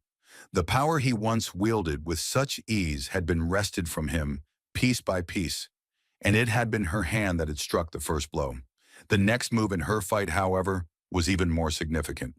With the Senate's decision to remove Graham from his position, the records Jasmine had meticulously compiled, the emails, the financial documents, the whispered conversations, were now set to be made public. Her files, once tucked away in the dark recesses of the political world, would now be available for all to see. The truth that had been buried for so long was no longer just a quiet whisper. It was now a roar that the world could no longer ignore. Jasmine stood as the orchestrator of this revelation, the keeper of secrets that no one had dared to speak aloud before. The shift in power was not just political, it was personal for many. For Graham, his reputation was now tarnished beyond repair. His allies, once loyal, now found themselves distancing themselves from him, unwilling to be tainted by the scandal that had engulfed him. His refusal to step down, to face the truth of his actions, had sealed his fate. But the damage wasn't just to him. It reverberated through the very fabric of the political world. The Senate, for all its power and prestige, had been forced to confront its own vulnerability, its own corruption. The layers of deception that had once protected Graham were now stripped away, revealing the rot beneath. Yet while Graham may have lost his position, the story was far from over.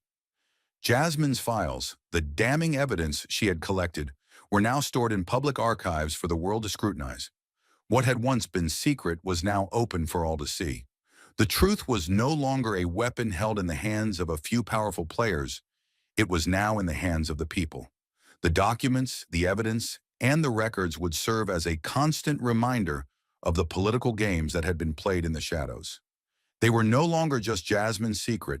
They were now the property of the public, available for anyone who sought the truth. The significance of this moment couldn't be overstated. For the first time in a long time, the system had been forced to reckon with its own failures. The political establishment, which had so often evaded scrutiny, was now standing naked before the people. The files that had once been tucked away in secret rooms were now a matter of public record, a permanent part of history. And as the news spread, as the public absorbed the weight of Jasmine's revelations, there was no turning back. The genie was out of the bottle, and it was not going to be put back. For Jasmine, this was not just a victory. It was a confirmation of everything she had fought for. She had faced down the most powerful figures in Washington, and though the battle was far from over, she had made her mark.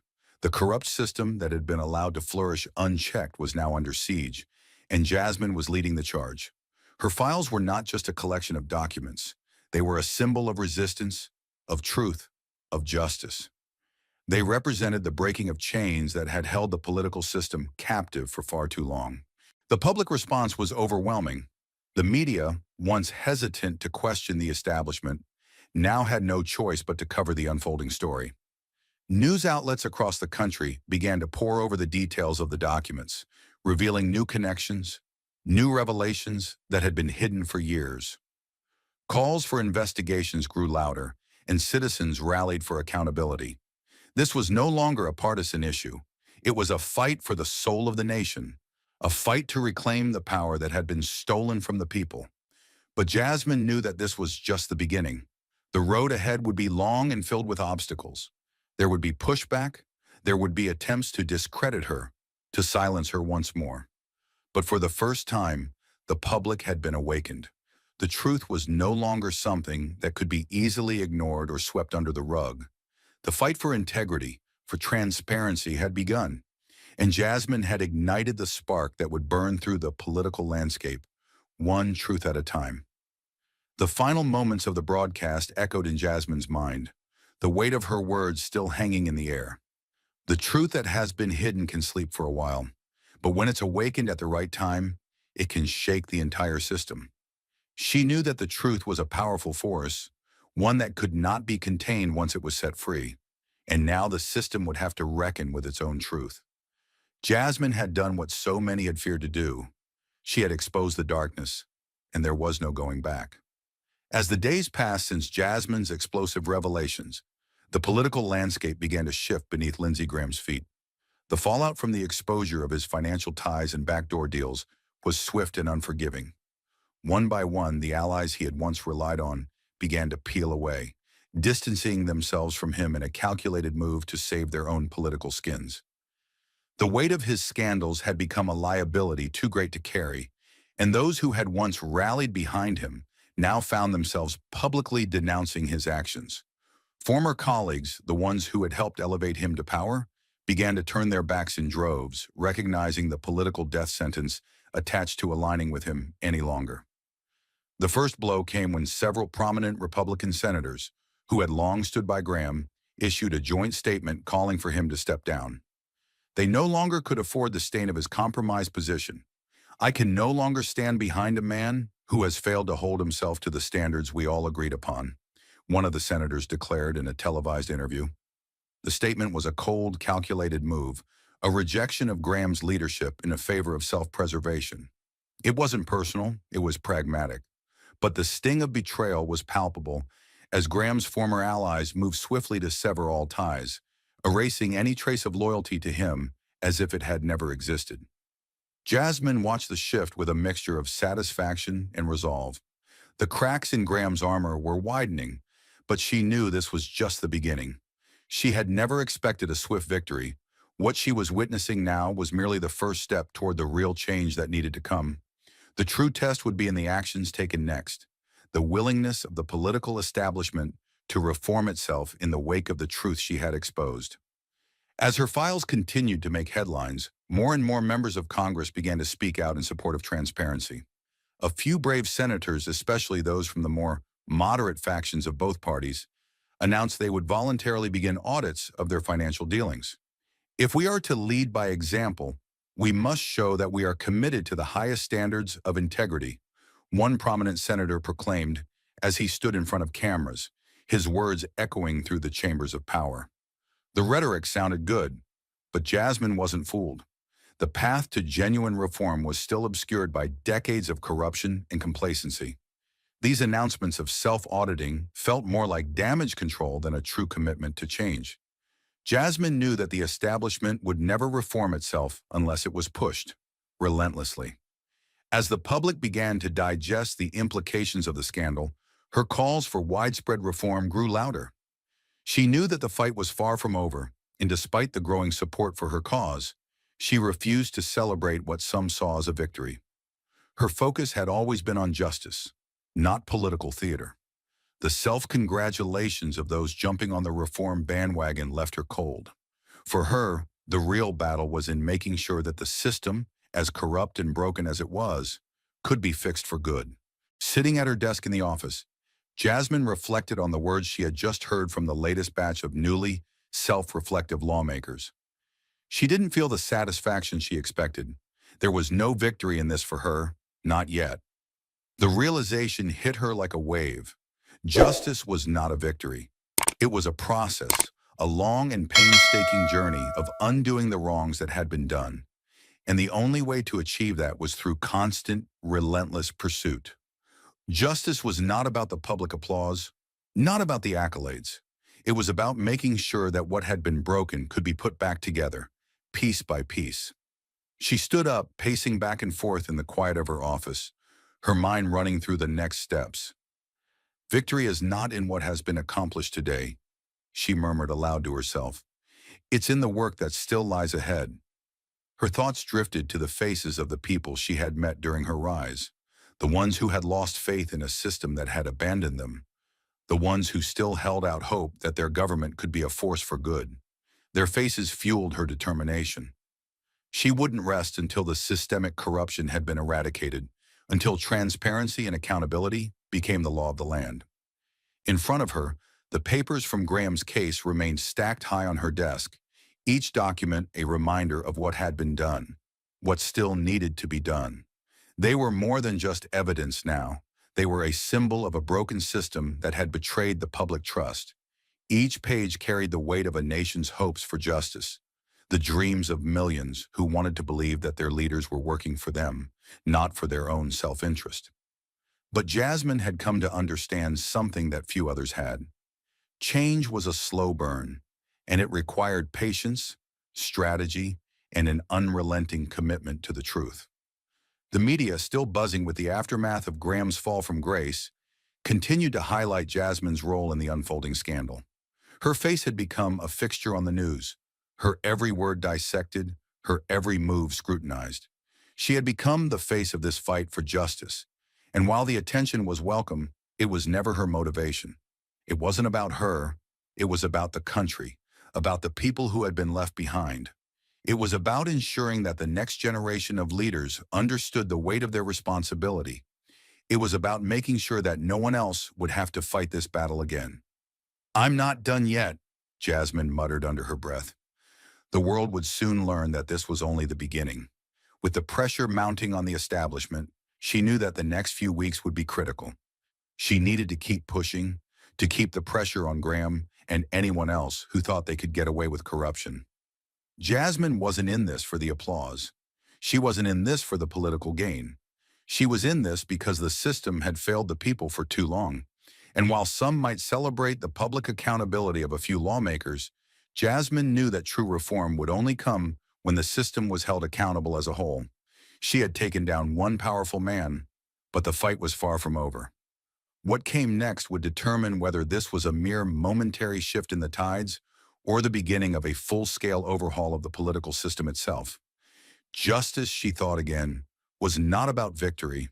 It was about correcting the wrongs, bringing the truth to light, and ensuring that those who had been complicit could no longer hide behind their positions of power.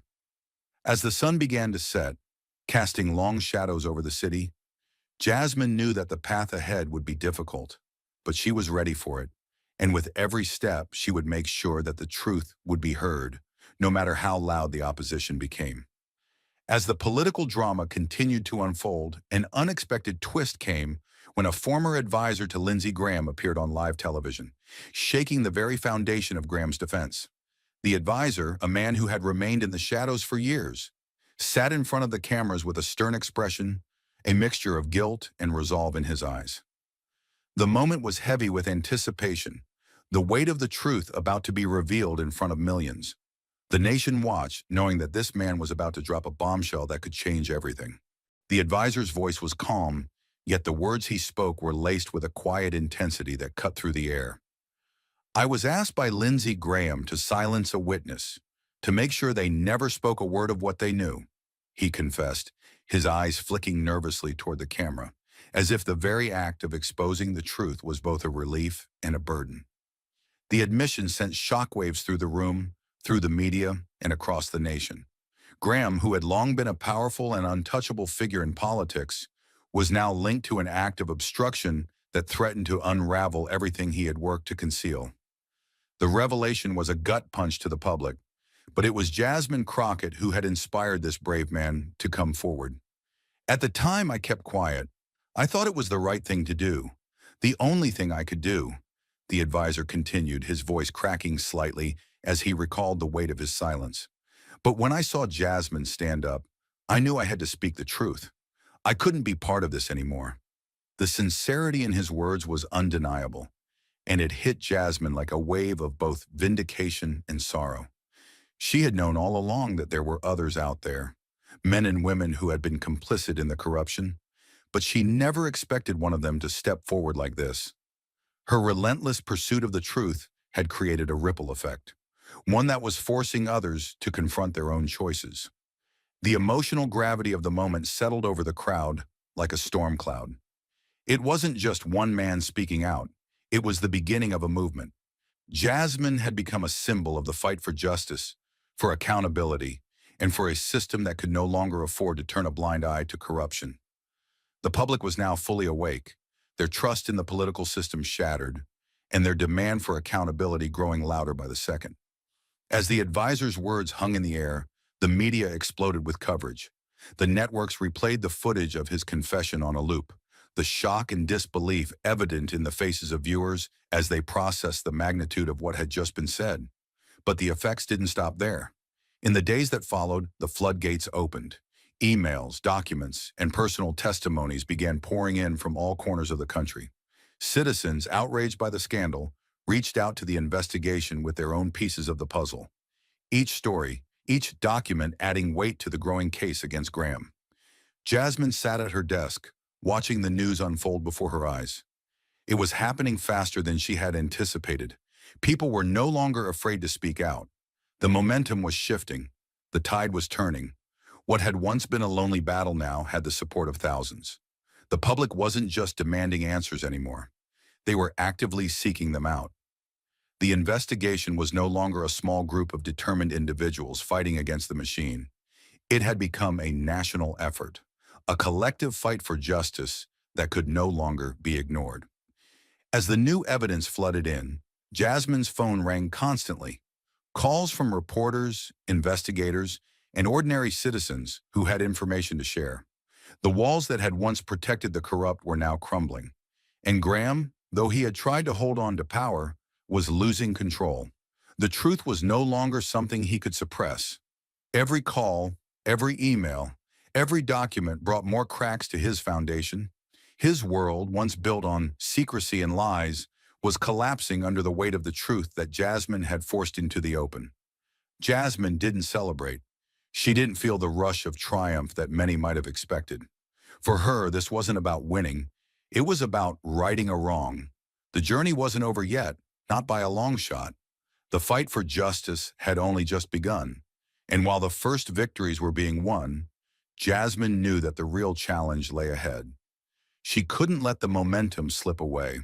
The battle for transparency, for a system that operated with integrity, was far from won. But there was no denying that something had shifted.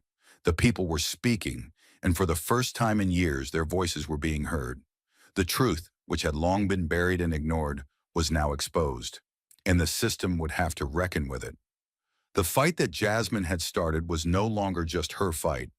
It was the fight of the people, a movement that could no longer be contained. The question now was, how far would it go? And how many more would join the call for justice, for accountability, and for a government that served its people, not its own interests?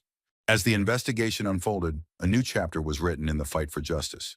The Congress established the Integrity Oversight Council, with Jasmine Crockett named as a founding member. Her face appeared on TV screens across the nation, her voice steady but filled with unshakable resolve. "I am not chasing Lindsey Graham. I am chasing the truth," she declared, her words echoing in every home. The room fell silent, the weight of her declaration hanging heavily in the air. With the camera zooming in, she added, "Truth is not a weapon. It is an invitation for all of us to make things right." Thank you for watching until this moment and for standing with us on this journey for justice. Your support means everything. Like, subscribe, and turn on notifications so you never miss what's next. And we'd love to hear your thoughts. Leave a comment below and let us know what moved you most in this story. Together, our voices make a difference.